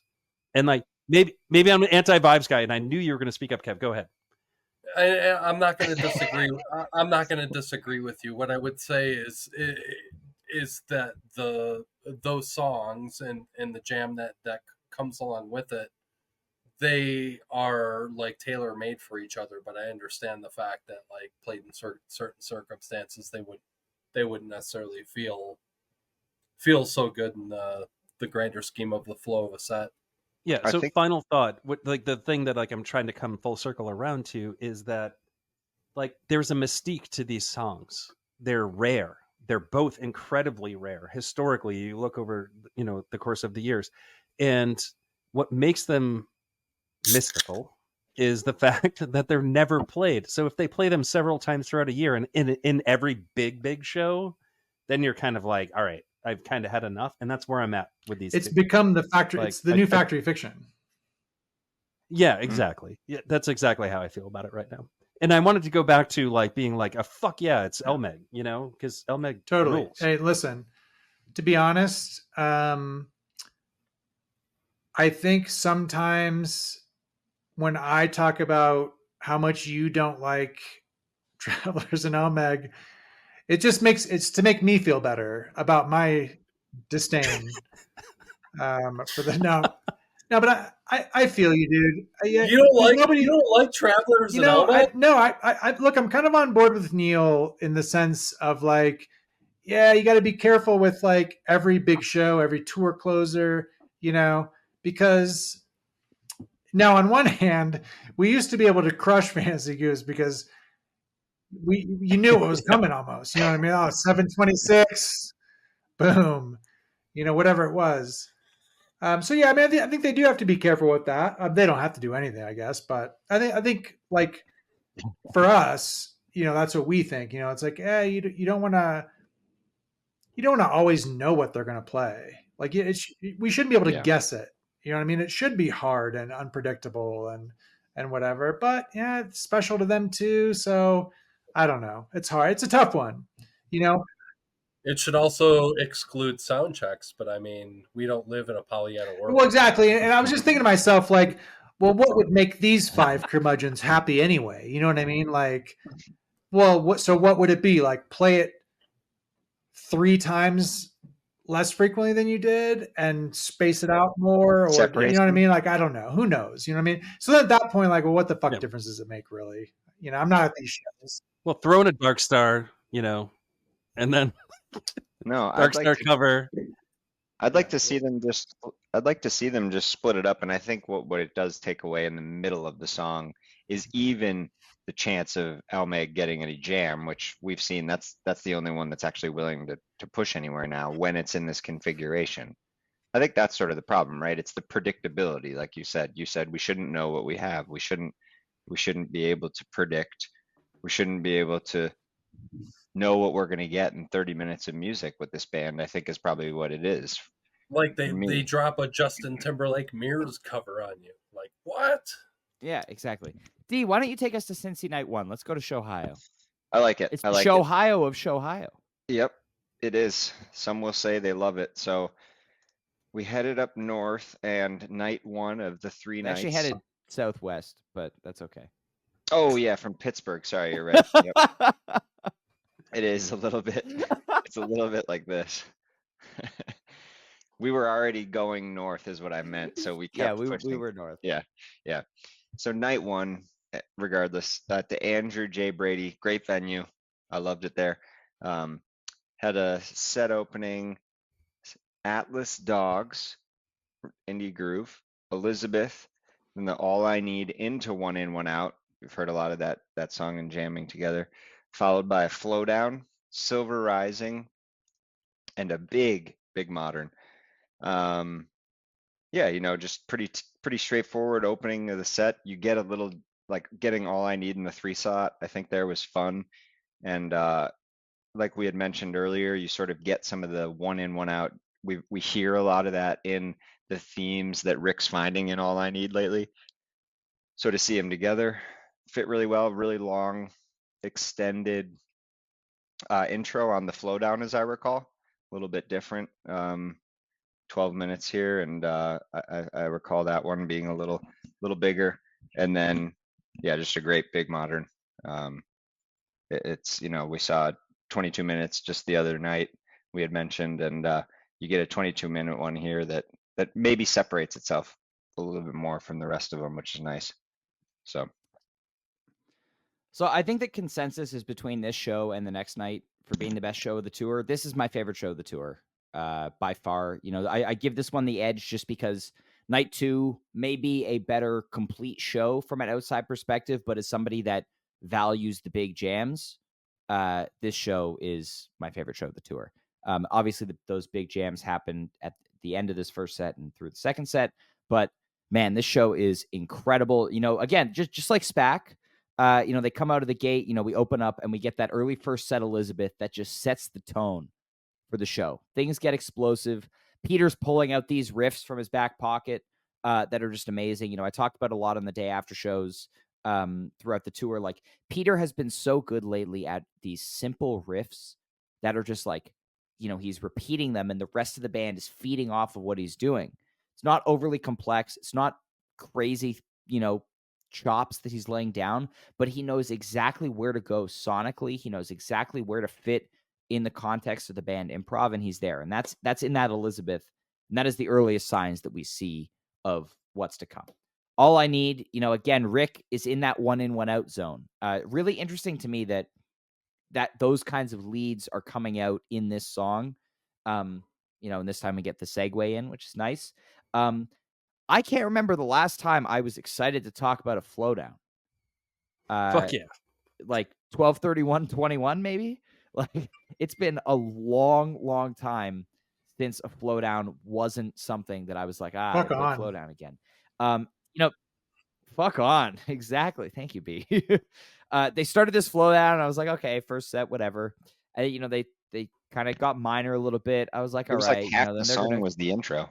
right. No, and then they're gonna like they're gonna rip into the song here, and they kept going, and they got darker, and I was like what's happening? Like, this flow down, like, this is great. Like, Goose, please make this the norm. Like, if you're gonna play flow down, obviously, you know, Play it don't play late, flow set down. one, and But, like, jam it. no, but if you're gonna play flow down, let's do some shit in it, because this intro does have lots of potential. I think that's something we've kind of alluded to for a long time. Like, they're just kind of like, you know, dicking around for a while and not really getting anywhere.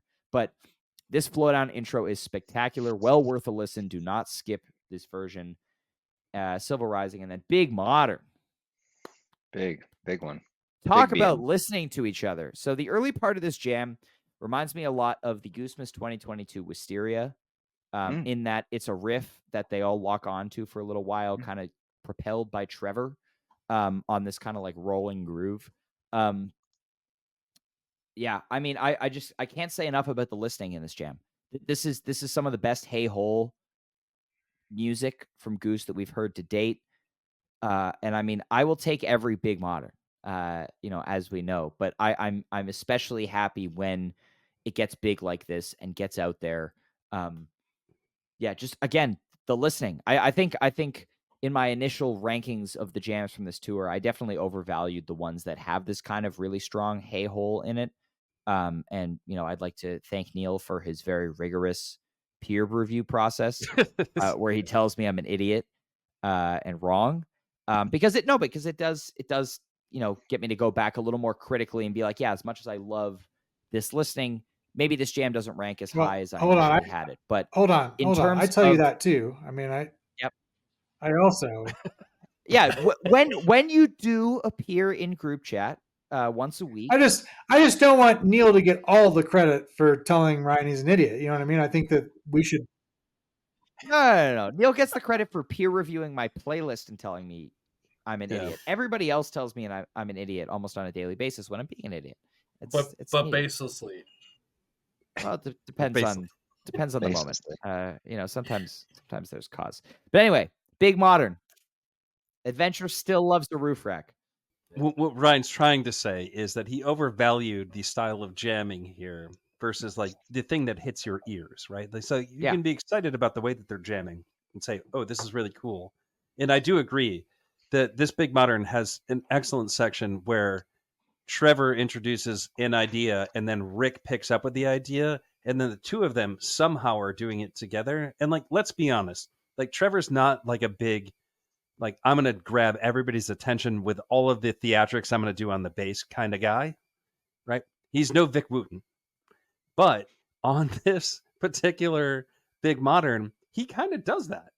He has like a really cool riff that he latches onto with Rick, and they do it together, and it almost sounds like Allman Brothers shit, except it's like guitar and bass at the same time, like same notes together, twin lead kind of thing. And this is the stuff. This is the culmination of like what Ryan and I have been talking about throughout this podcast, which I think Jive has been like rightfully so challenging, right? Like, which is like, haven't they always been doing this stuff? They haven't been doing this. Like, go listen to this one part. This is not normal. This is not normal Goose. I don't know. Find me something that does sound like it and like prove me wrong, please. If you're listening, also like please just send me a jam where it sounds like this because I haven't heard it personally. But like backing up a few steps, this is like one of those shows where everything they touch turns to gold. This Liz that starts this show, hot. It is the third jam, by the way. When I was talking about the keg party montage in like Days of Confused, it's in this Liz. This is the third one out of this tour. It's fucking awesome. Like I feel so good when I listen to this and still do. This Need, also hot. So, like those one in one out vibes like showing up in Needs throughout like this tour happens again here. Then you actually get one in one out. So this is not your typical first set. So I also like that about this. And then zooming out a little bit, and we haven't gotten there yet to the second set. This is one of the longer shows Goose has ever played. Longer than Philly Night 2, who some people on this podcast love. Just want to name that. So this is up there in the canon of God damn it, dude, Jive, he's coming I had for a you. dog named Philly Night 2. Yeah, no shit. Well, maybe you should have a dog named Cincy Night 1. Because they're fucking killing it in this show. Everything about this is the essence of what is a really good Goose show. There is great jamming. There is great like song choice. There's a lot of music. It's everything you want. Yeah, except for all-timer jams, right? Like that's the one thing that you want out of the show that doesn't really show up. No, Mark. Ryan told me there was a goat jam in this show. Yes, there is. In fact, I agree with that. Yeah, there is. But that's later in the show. The goat boat. Before we move on, does anyone have? Yeah, it's not. Does anyone have any more thoughts? No, on let's move on to the second set. To the goat boat. I disagree. By the way. All right. Set two. We got. Let me start out by disagreeing. All right. Well, he's going to read the set list first, so we know what was played. All right. Go ahead, So D. we got Thatch, followed by The Old Man's Boat into Fish in the Sea. Cool little pairing there. Pancakes, a new Father John Misty cover, So I'm Growing Old on Magic Mountain, and then the Goat SOS, as well as the debut of the Dracul or Dracula. I don't know why it's Dracul. I thought it was Dracula, and then it just sounds cooler. Yeah, so it's Dracul, the DeLewis guitar from Dracul because it's cool. So Rick DeLewis. Yeah, DeLewis. Rick busted that one out for us on the Love Light and just threw it down. It's a goat Love Light. I think that's Portuguese for the Luis. Yes, but I could be wrong. So I'm going to start by talking about this Thatch for around 10 minutes, if that's okay. It's not. So, number one, this is the first Thatch to hit the 20-minute mark since Red Rocks last year. Boston and Salt Shed both came close, but just, notable tidbit in terms of timing. But so this Thatch is the culmination of the listening to me, the hey hole jamming, because like I mean, in the moment, and every time I've re-listened, I'm just like, holy shit, like this is incredible. Another jam I probably had ranked a little too high, but like it's so listenable, it's so good. And the star of this, while Peter and Trevor are 100% the MVPs of this jam, the key to making this work and the key to why this jam is so good is Rick's restraint for the first half of this, or however long it is, the way Good that he's acting. no, but I'm saying in terms of like active playing, it's Peter and Trevor who are like really leading the charge with the ideas and everything, but it's Rick's restraint that allows them to do that. I feel bad. I just start to feel bad for like the other band members when like, because if you're like, these four guys were the MVPs. You start to feel bad for Rick, who's the MVP of most jams. Rick never gets any credit in. No, never. And I'm still giving him credit here. That's the thing. But basically, everybody hangs back. Peter sets a drone, goes on the clav. Another one of those super simple riffs that's incredibly effective. Immediately is like, oh yeah, that's an earworm. Trevor starts into this progression that's like supporting Peter's riff that will then be the progression for the rest of the jam. And then Rick comes in, he's doing these rhythm and he's throwing in these little riffs like in between and then going back to rhythm. And he's, throwing in this little melody and it's incredible. Like, again, the restraint that a year ago we couldn't fathom hearing from Rick.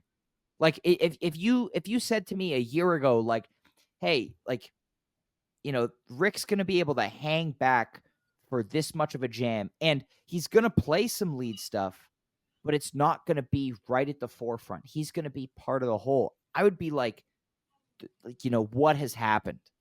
Because that was not the Goose of a year ago. And so this jam to me is perfectly emblematic of where they are in November 2024 as a band musically and working with each other, because this is such a triumph for them. Because one of the biggest criticisms in the past has been like, oh, like they're just hitting a peak for 15 minutes. Oh, it's just Rick shredding, which is amazing because Rick is exceptional at playing guitar. But it's the best jams happen when they hold back like this. And then when Rick does take the lead, it just flows out of him. It flows out of the guitar onto the crowd. Like, Vickers has a good term for it that I'm not going to say on this podcast because we like to keep it a little bit PG-13. It's sometimes. Finger blasting. Blasting. No, thanks, Kev. But yeah, that's the first time Jive Goose has heard that. The Carrier Pigeons with Vickers' ranked list have not reached him. But yeah, I mean, I want to talk more about the rest of the set, but I feel like Kev does not. Hashtag no fucks Kev. Does anyone else have anything to say on this Thatch before I move on to the rest of the set? Because I feel like this is one of those sets that needs do the whole be... set, then we're all going to weigh in on the set because like this set fucks, in my opinion, so hard. Like I have lots of things to say about this set, so just go. All right, so I do think this is the GOAT boat.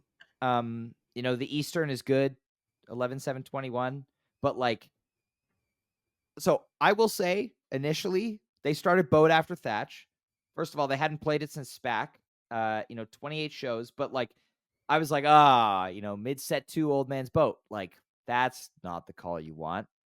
This jam starts off, Trevor leading, Peter sets up the arpeggiator, and they just go, there's intent from the first notes of this jam. Like, I could tell pretty quickly, like, oh, they're not just going to sit, in this standard boat jam, and it's going to be 12 minutes, and it's fine. This is only like 13 minutes, but like, Rick's on the Mutron. Trevor, kind of gets us out of the standard progression for a little while, and it's just like aggressive, dancey, and then the segue into this incredible Fish in the Sea, which maybe Goat Fish. Is it better than Bingo? Who knows? But I can best describe this 27 minutes of music as sweaty in the best way possible. Like sweatier than being on the boat in Europe? Well, not like literally sweatier than that, but like if you listen to this, Bro, it's like the I felt like it was like yeah. No, it's the kind of I wish they had played this 27-minute segment on the boat in Bristol, because that would have been like, that fits the vibe on the boat there. But on the boat they didn't play the boat jam. Hold on one second. I just want to say, and I won't have any comments later. So I'll take the floor quickly now. So when you first came at me with this goat boat stuff, I went and listened to it. I dedicated my ears to it. And if this isn't a case of attendance bias, then I don't know what's up. And I don't know. Neil's probably going to say the same thing. There's some incredible shift in the universe happening in this jam that I'm not hearing. But this, there's nothing ground. When I listen to this, I was just like, really, dude? I have one thing I suspect why you might like this jam so much, but I don't know, man. Because he likes good music? I mean, because it is. Like, the fucking Old Man Boat Jam is fucking great. And, like, you get a little extra spice on the Old Man's Boat Jam here. That's it. That's all there is to it. Well, what's better? The Eastern isn't actually that good. But is this... Yeah, and then there's, like, I don't know, Terminal 5? Like, is that... Like, oh no, it's not even like, as they played 2020. The only three. So the only three, to me, the only three notable versions of boat that have been played are the Eastern, the Agora 2022, and this one. Well, no, there's also the. You can say Columbus, but that one's just notable because it has the arpeggiator, but it's still like a super short jam. So I guess 4, but like this one is a better listen to me than the Eastern. Maybe it's just because it's 2024 Goose. And it's not just like, Peter soloing over everyone else. Incremental progress. Yeah. Anyway, pancakes. They make the call for pancakes here. This is at the point of the show where I realize, Neil mentioned this is a long show. This is where I realized, oh shit, curfew's not 11. This is one of the only times in 2024 where they're playing a show where ticket time is longer than 3.5 hours before curfew. I was so happy immediately. Now, there was a few minutes where I was like, wait, is this going to be like The Man, where like the pancakes is like 7 or 8 minutes, and they like cut it off, and they're like, okay, thank you. And then they play like, Hot Love Encore. Luckily, that wasn't the case. 14-minute pancakes, but like they bring it way down immediately. You look at, normally, if I hadn't heard this show live and I looked at the set list and I saw 14-minute pancakes, I'm not listening to it because most 14-minute pancakes are just like, it's a 14-minute pancakes, and it's just standard. This is anything but. And I love this version. I love these kind of shorter jams that they're doing where they're like, kind of taking a chance outside of the norm. So I'm growing old on Magic Mountain. I loved in the middle of this set, Peter really standing out to me with the quiet, very just like nice foundation on organ throughout this song. And then SOS, Rick pops a string during his solo. Peter saves him while he tunes back up. And then I'm thinking to myself at the encore break, I'm like, oh, like, they don't have time to restring the Empress before the encore. Like, are we about to see the Dracul on stage for the first time? And we did. And lo and behold, he has not played the Empress on stage since. So very exciting. Love Light Encore. All right. Who's got thoughts on the second set? All right. I'll dive in here. Do it. Wow. This Thatch, love it. This one's on my playlist. Didn't actually realize, like that stat there. The first 20-minute Thatch since when? Red Rocks. Really? So that Boston is astonishing, actually. Like Boston and Salt Shed were incredibly close. So just for context, for anyone listening, Boston was 1957. So might as well be 20. Salt Shed was 1933. A couple of 18-minute ones, but those were the two closest. Yeah, I want to underscore those two versions too, because they're great. And they're both on my playlist somewhere. If you haven't listened to the Boston one, go listen to the Boston one. I was convinced to add it to my playlist after it wasn't on my playlist. It's actually quite good. But this Thatch is, I don't know, different. There's something about it that I really, really love. Ryan, you touched on a bunch of points about like the way the jamming had worked out throughout this, and I agree with that. The Old Man's Boat here, I don't know. Maybe it's not the go. And does it have to be in order for us to like it? Yes. No. Like, no, it doesn't have to be. And I think it shows up in sets in the weirdest possible times, and I love the way they slide this in. They did it at SPAC, and I said the same thing when we did the tour recap for SPAC, where I was like, holy crap, I would hate this song generally thrown into a set, but I love it where it is, and I love it where it is in this set. And I love how the Appreciator Jam goes into Fish in the Sea, and then the Fish in the Sea, the end of this. I do agree with that too. This is the first Fish in the Sea that makes me like love Fish in the Sea since Bingo. I don't know. I don't know if there are others that there's taboo stuff, but like I'm not getting into But that. the I'll horns take is a I'll take different Fish in beast. the Sea anytime Yeah, they but- want to play it. Yeah, Absolutely crushes. But like this whole set is awesome. This whole show is awesome. I love everything about this show.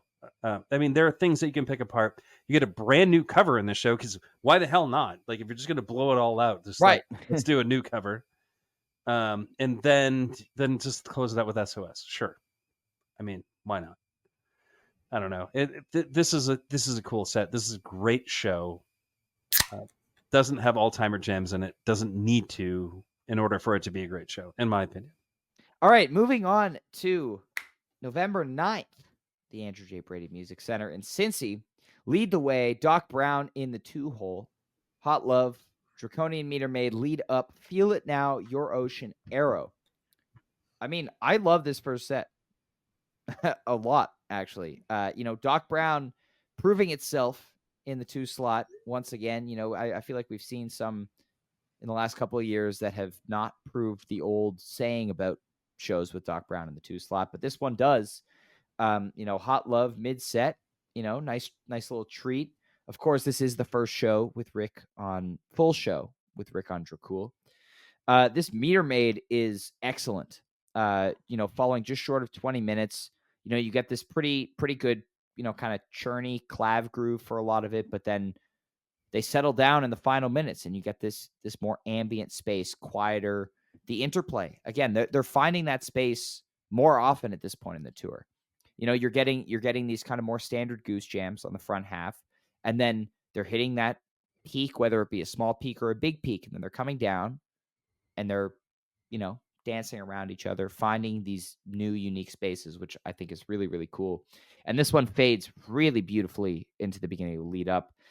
What I think might be the GOAT Feel It Now. Maybe hot take. I know they're not super different. This one felt longer.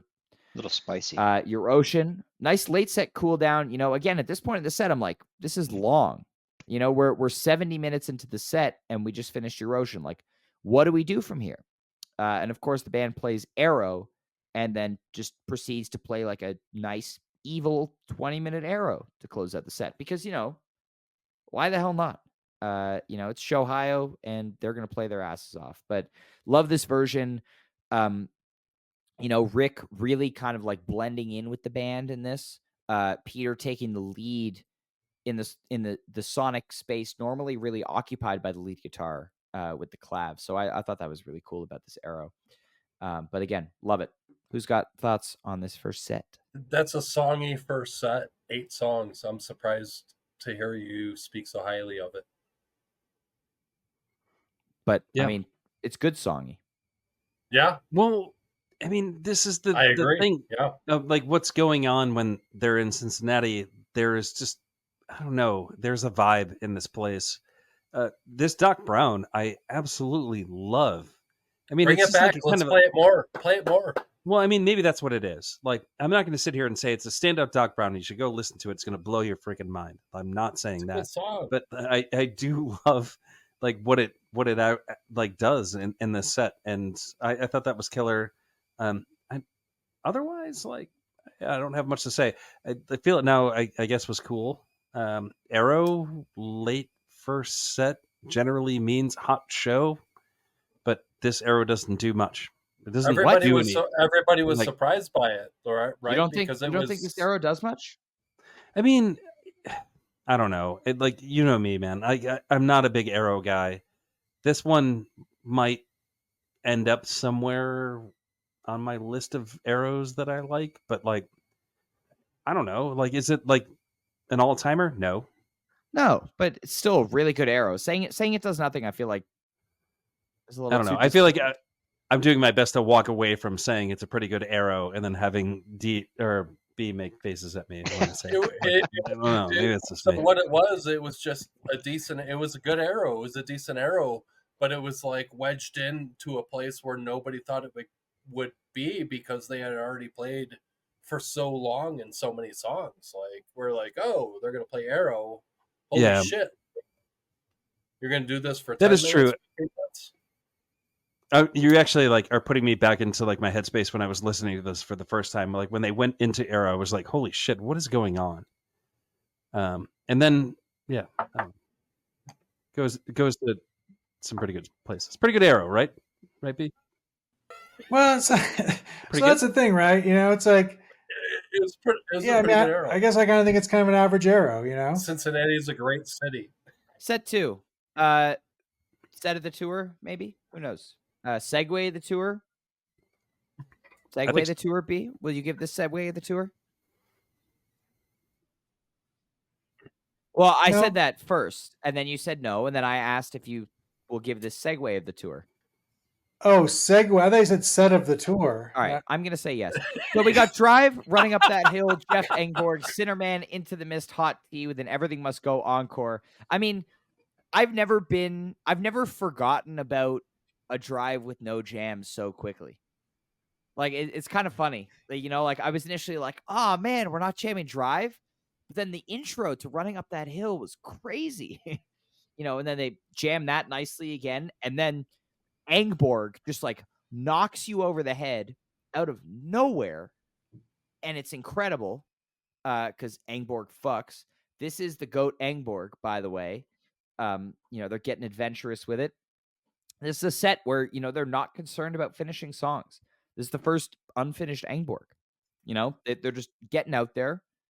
And then Sinnerman comes in, just like Spack, just everybody getting down. Peter did not compliment the dance party at this one. But everybody just getting down. The song is amazing.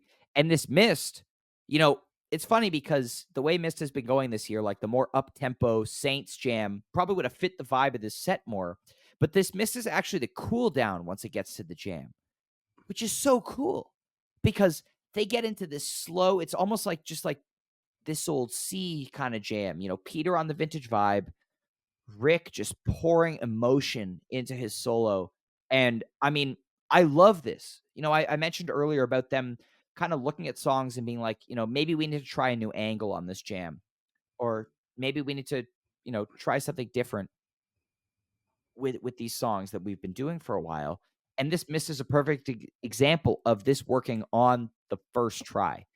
So I would love to see if this slow Mist jam comes back in the next version and what they're going to do with it.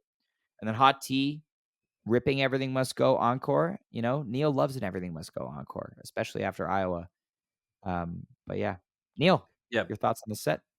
Big fan of Bad Beats and Fantasy Goose. So yeah, man, I said this on the day after show, but I'm going to say it again. If you told me that your second set would have 2 covers, a Jeff Engborg, an abbreviated Drive, and a Hot Tea set 2 closer, yeah, and it would be a hot set, I would be like, you're out of your fucking mind. Turns out this is a really good set, and I don't know how it all pulls together, but it does. Running Up That Hill, amazing. The segue into Engborg, amazing. The segue into Sinnerman, amazing. Like, I don't know who it was. We had like a guest on the day after show who said like, this is like electronica Goose, and somehow the idea of Sinnerman being electronica Goose is ridiculous but true, and it's so good. Like the vibe continues throughout this whole set, and I love it. Absolutely killer. And then the Mist. Your Mist is your cooldown. Like, how does it even make sense? It doesn't. Yeah, it makes no sense. Yeah, that's the best part. That's the best part.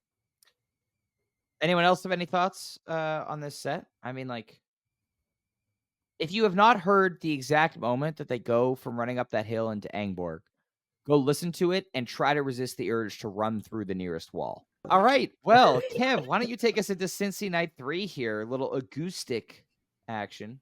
Yeah, man. Like, what a 3-night run for these guys in Cincinnati. We get Moonrise I can't even imagine what it would be like to be in the room when Dim Lights Oh. happened. Oh. Atlantic City, Western Sun, Butter Rum, Born. Got a little taste of Dark Horse. My mind is consumed by media.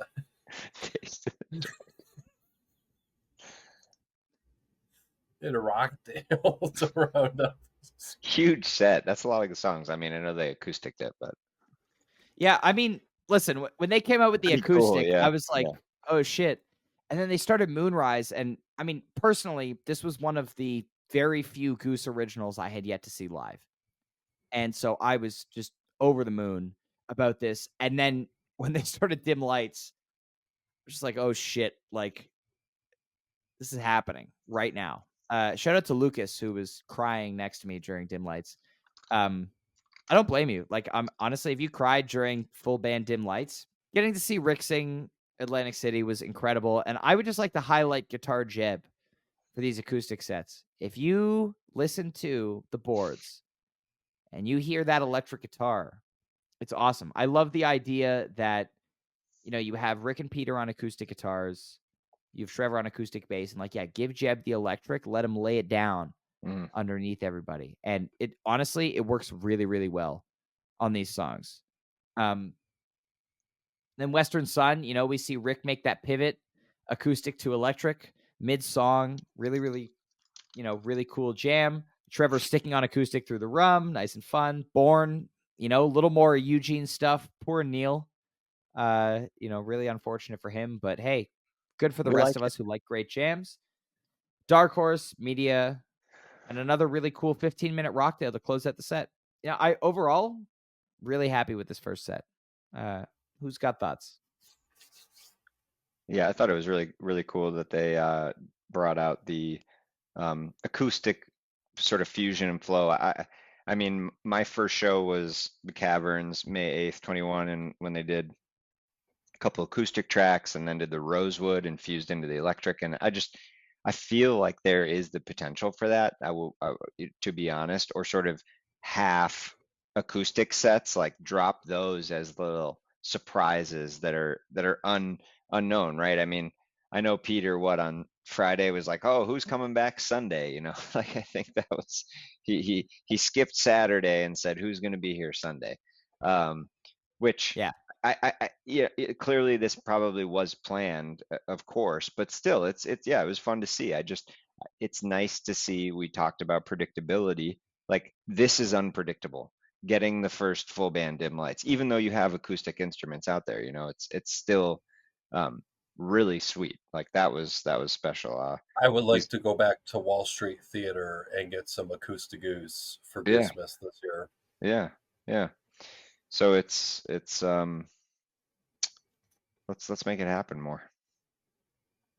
Yeah, just picking up on what you're saying, it is a superpower that Goose has. And I think as jam band fans, we look at the last, I don't know, 20, 30 years of jam bands and we say like, oh, you know, that's probably not a thing that they would normally do. Like a jam band, like do the Disco Biscuits have like acoustic sets? I don't know, probably not. Does Fish really nail acoustic sets? Probably not.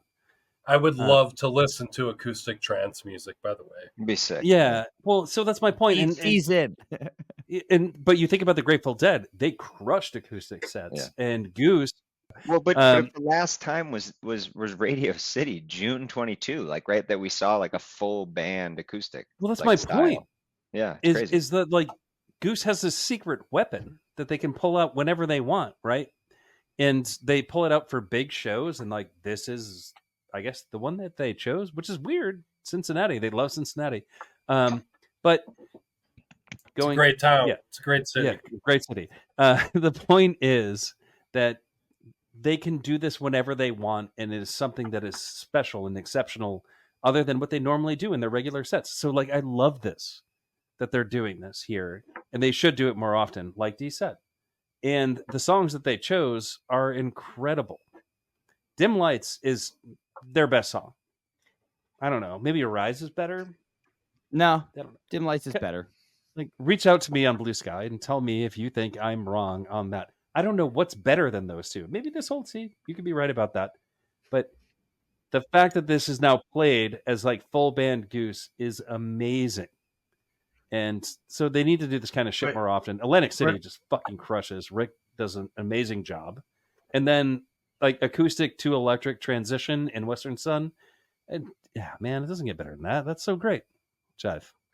No, I was just gonna say, yeah, it makes you think like they do leave those opportunities on the table. Maybe, you know what I mean? Like, you start to think back of like Louisville, like what if you've got a 2 or 3 night run, especially like a 3 night run in a beautiful venue like that. I almost think it kind of it's a missed opportunity if you don't do that. I guess that's kind of what you're making me think. You know what I mean? Because you're right. I mean, I think there can't be too many people that are like, what the fuck is this acoustic shit? If I wanted to see a Rebelo, I'd buy an Rebelo ticket. Right. You know what I mean? I think most people are like, yeah, this is beautiful.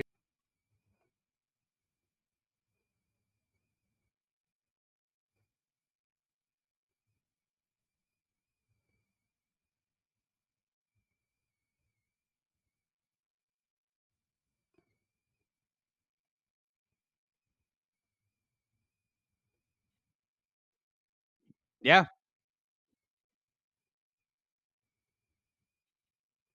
Yeah. And can I say one more thing before we move on from the set? So you have this beautiful acoustic music, then you have the transition, acoustic to electric, and then jive.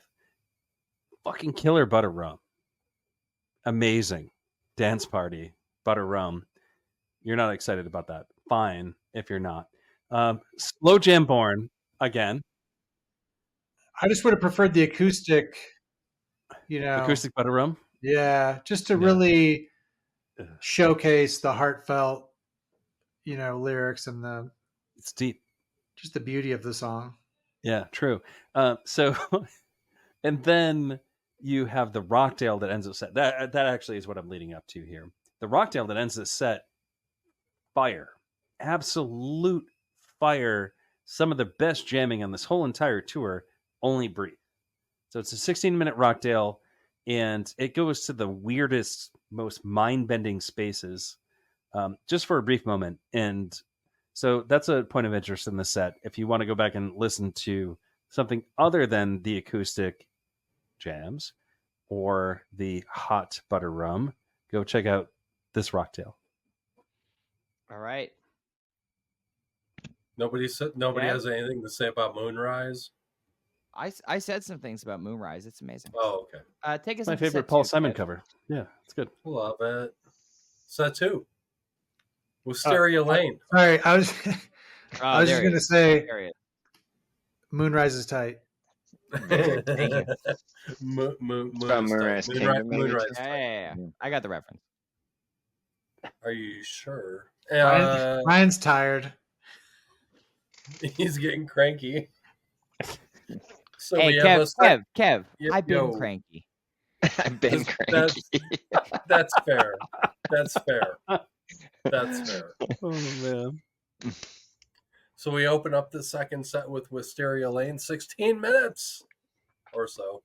Psycho Killer, recurring cover. Yep. Again. Slow Ready. To a big bird. Big bird. Big one. Huge bird. Hefty. Big bird. Thick. And then we round out the set with Tumble, and then again, to keep myself honest here, finish out the encore with Achy Breaky Heart. Top hat Trev. Yeah, Trev, man. Factory Fiction. This Redbird is my favorite jam of the tour. I think we may be all aligned on that. Yeah, that's my favorite. Yep. I have this currently ranked at 16 on my list. Bird. It is an incredible Redbird. The first half is pretty Arcadia-like, if you will. But then you get Peter sticking out on that reverb clav. You get the vintage vibe in there. And again, more of that listening, more of that collective jamming as they build that major key motif through the end of this. But man, it's just like this feels like the culmination of what they were doing. Yeah, like the first half of this jam is more standard than you maybe would like you wanted to get down to business a little faster, but the second half is just so incredible. Like just blew me away in the moment, blows me away on re-listens. And I've had a couple people reach out to me and be like, man, how's this Wisteria not on your playlist? My thing is like, you take away that Psycho Killer and you give that 3 minutes to Wisteria and it's on the playlist. Like that thing was going places. And it's another example of, they wanted to play Psycho Killer. They wrote it on the set list and they were like, we're in a sick jam here, but it's on the set list. Yeah. So that's what I got there. D, do you got stuff on the set? Pulling away the audibles, I think it's something I wish that, I wish that they could have the, right. It's tough because the five of us are the minority at times, as we say. So busting into Psycho Killer there made 90% of the crowd really happy, right? So it's sort of like, it's just a little bit of that every man Kev, everybody Kev, the people, he likes to return that sort of favor. But yeah, I think that the Wisteria had a lot of potential. It was better than they extended it more than the St. Pete version, but it's tough to see that song, as B talked about earlier, with such a high, slugging percentage, get packaged with the same cover the second time it showed up. I think that sort of was a little bit sort of like, dang, like, well, okay, fine, play Psycho Killer, but don't put it right behind Wisteria again. Fine, like that's okay too. But with that said, good Wisteria, it had some potential in there, and overall, I can see how that would have been really fun in the moment. And then, yeah, they just come and slam the Redbird. Huge one. Probably had, like you said, maybe, the Arcadia Light sort of, and kind of had to get through a little bit of that jamming to find some of the further spaces that make it so beautiful. 26 minutes is really long, right? Like, you don't have to have a jam that big sometimes. And even for being 16 on your bracket, I think I have it sort of 20ish or so. So it's sort of, right, like the length doesn't always determine the quality, as we say. But yeah, the back half. Some people say that. Yeah. The back half of this, it's really where it shines. It's how you finish. It's really high. So no, it's a hot bird.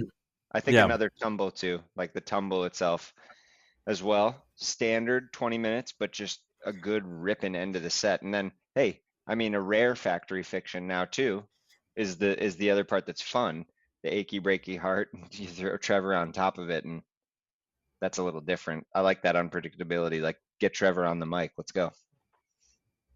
I prefer his poetry to his singing.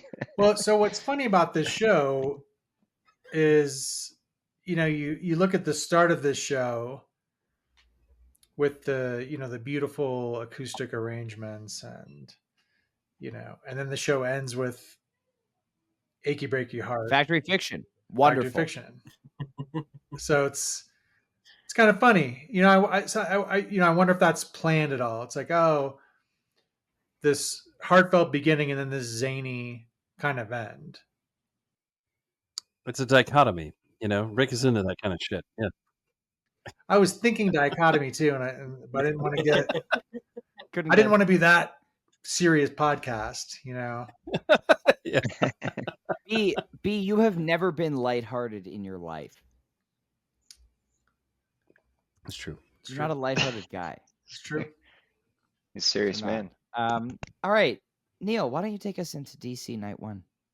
Oh, DC Night 1? Sure. Super excited to do that. So we have Dr. Darkness, Earthling or Alien, Secrets on the Ridge, Part 1 and Part 2, Lucky Us, Echo of a Rose, Bloodbuzz, Ohio, Bob Don with, Big With. Proper. Two solid minutes of a proper width there. Echo of a Rose, then so ready to end this set.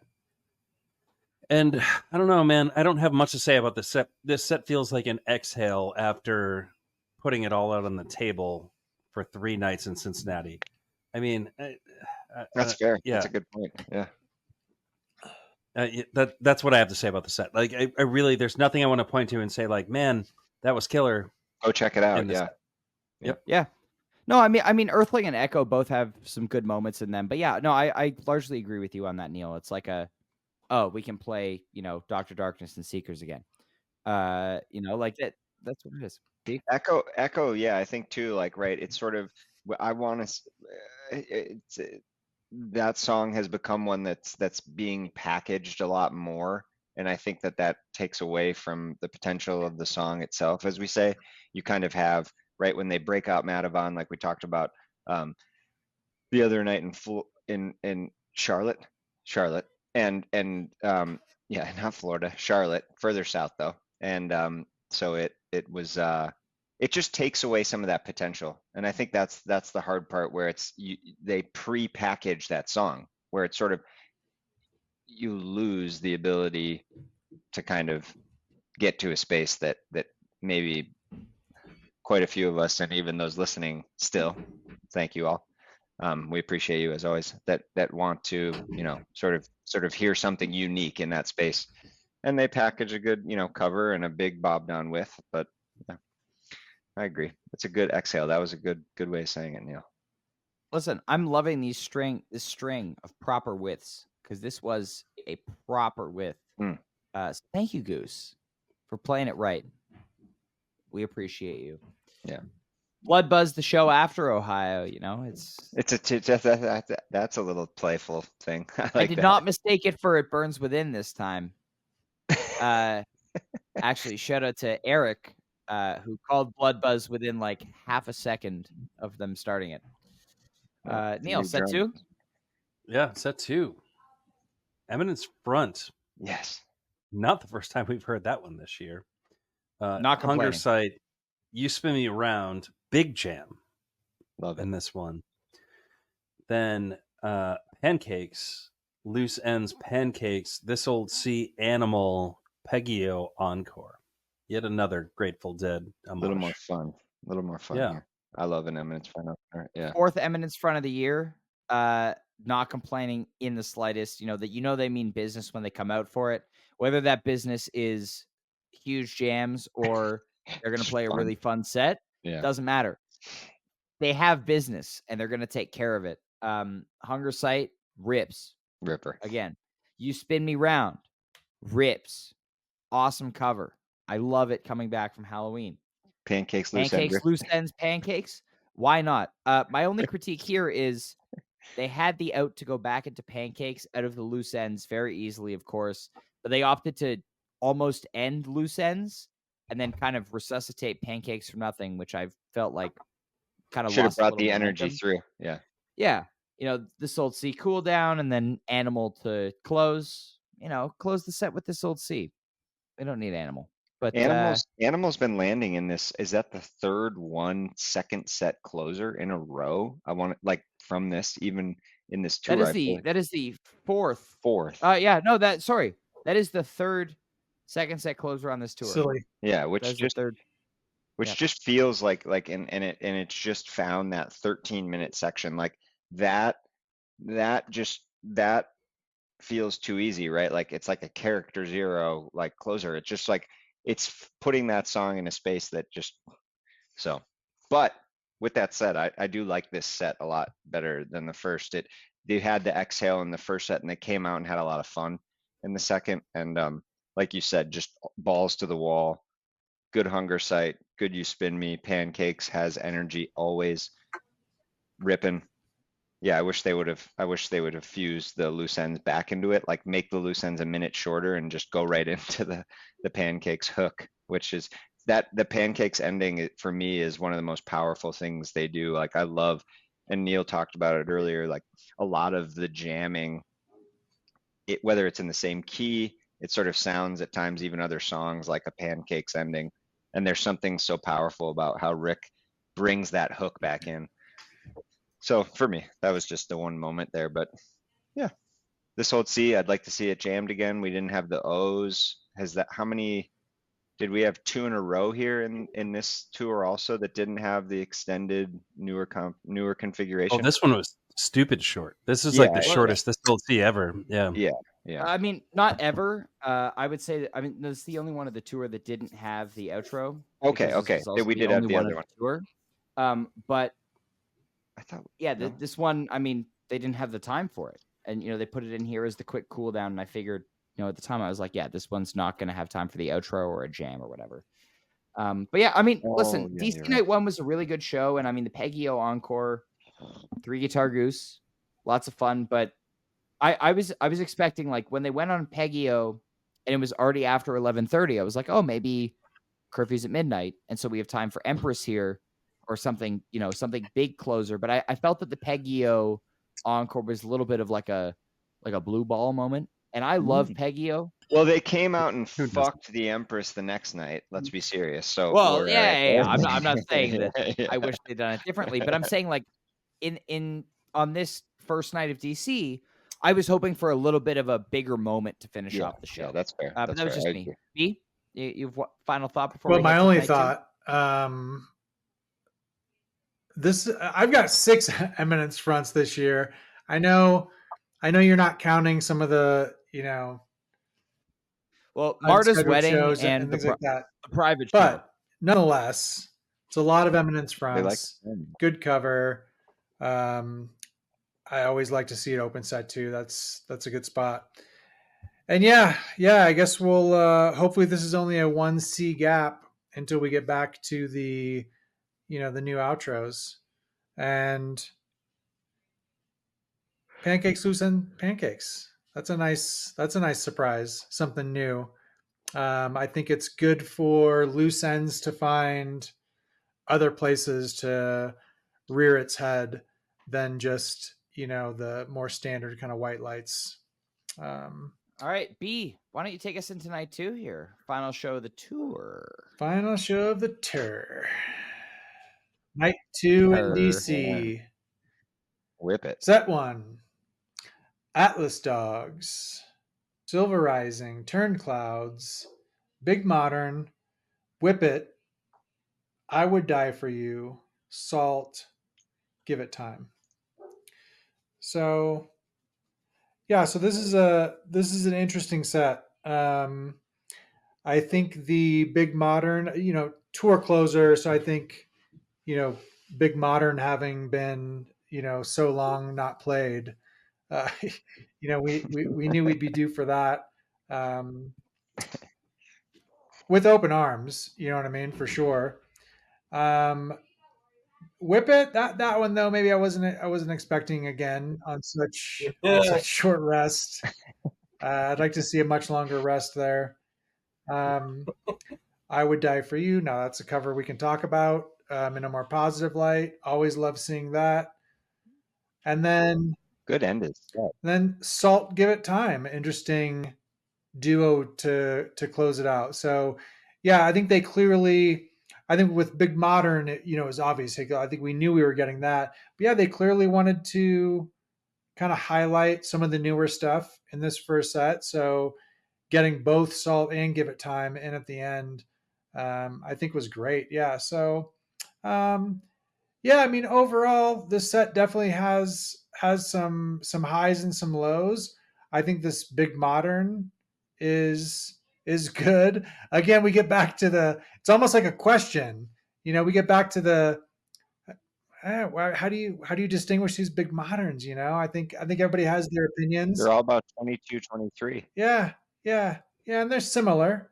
I think there's subtle No, differences. I, Some of them vary more widely, but I think there's a middle of the pack where they're all fairly similar. But obviously, that's the big jam of the set, and yeah, a nice strong finish. So yeah, not a bad first set for tour closer, but I don't know. Maybe I'd expect just a touch more from the start of the set. What do you guys think? Big nod to Turn Clouds, friend of the pod, Josh. yep, coming back home. Yeah, coming back home and feeling a lot better, and nod to him and all the positive things. Yeah. Speaking of positive things, how about Guitar Jeb on this Big Modern? Oh God, it took us. I'm not kidding. I am not 14 kidding. shows to get to this. No, just go. I mean, do your thing. This is the Guitar Jam though. But this is actually, he's audible. He's in it. He is affecting the jam. So if you listen to from the 10-minute mark onward of this Big Modern, he's playing these amazing chords. He's affecting the jam, and I firmly believe that he was the driving force behind Rick's decision to bring the jam down about a minute and a half later. But I mean, I just want to shout Jeb out for finally being in the mix. While that's not his doing, like, I know he's been playing shit all year, but we haven't been able to hear him for most of it, which is not his fault. And I'm really happy that we can finally hear what he's doing, and that he's very active in these jams. But this Big Modern's awesome. After your 3-pack of openers, initially dismayed when Big Modern was unfinished into Whip It, but they made up for it later. Salt, Give It Time. Amazing 1-2 punch to close the set. Double closer there. 3-pack of openers, 2-pack of closers. Yeah. And I Would Die for You was the first one since June or September. Was it? I Would Die for You last played at Memphis Fest. Yeah, okay. At the beginning of October. Not too long ago. Yeah. Yeah. Oh, okay. Yeah. Yeah. All right. Any more thoughts on this first set, or can we head to our last set of the tour? Okay. Let's go. Set 2. Yeti. Pumped Up Kicks. Shamalama. Double Yeti. package. Thatch 726. Drip. Encore. Empress. Big Modern. Ending. Jam and ending. Empress ending. So yeah, I was a little surprised by the first half of this set 2, closing out the tour. I kind of was just wondering a little bit to myself and maybe to some friends, what in the actual fuck are they doing? No, I'm kidding. I don't mean to be that harsh. But yeah, I mean, the Yeti Pumped Up Kicks, I think it was stated earlier by D that maybe the Yeti Pumped Up, it's like, how many times are you going to do it? Like, mix it up a little bit, maybe, I don't know. And then, so let's and then adding Shama in there. I don't even know about that. You know what I mean? Like, and both of them were audibles. Yeah. Oh, were they? It was just supposed to be Yeti. Neither Pumped Up Kicks nor Shama just pure, were on the written set list. Inspiration, just that's cool, They had to end this. They had to end this. Now, but then they did. I was just gonna say. So now then, Thatch 726 Drip. Okay, now that looks like end of tour business. You know what I mean? Like, that's, I think, what you'd a little bit more of what you'd expect to see there. Oh, it just would have been a bigger Thatch. I just would have meant, like, especially on the Ryan. What was there another song there, or was it Yeti Thatch 726 Dripfield? Because Thatch could have been. There was Arcadia. Yeah. Okay. That got cut. Well, okay. I mean, honestly, who wants Arcadia when you can have Pumped Up Kicks, Shama? Honestly, I mean, I had Golden Goose anyway. Yeah, but no one cares about that. I think the encore for me is the really kind of cool, interesting thing here, that they pull off really well. And it's not just. I feel like. I mean, I guess you'd make the argument that the Empress is kind of cut short in this deal. But I was going to say, this isn't like a token sandwich. This isn't like, well, we'll just throw this in here. We'll throw the ending of Big Modern in here just to be cute or whatever. This is a legitimate, like, second jam, if you will, for Big Modern and proper ending. So, yeah, probably a little bit more than I would have expected. I didn't hear this live, so when I saw it without the song timings, I thought, oh, they just they threw the ending of Big Modern in there. That's cool, But no, this is actually this is pretty big modern jam in Sick. here. So yeah, really cool stuff. Sizable Neil? modern. Yeah, I mean, it's it's almost like they kind of reversed like what you would expect out of the set. I don't know. Like the encore came to start, and then the actual meat of the set came later. That is the vibe that I got from this. So yeah, you get your Yeti pumped up kicks Shama, which almost feels like a troll to people who are like, I'm here for the jams, man. You know, like nothing but the jams. I'm not going to name any names, but there are some people on this podcast who say those things. Neil, you are one of those people. I mean, I think we all are you. to some It's degree or you. another. And That's then, right, you have a Thatch, hot Thatch.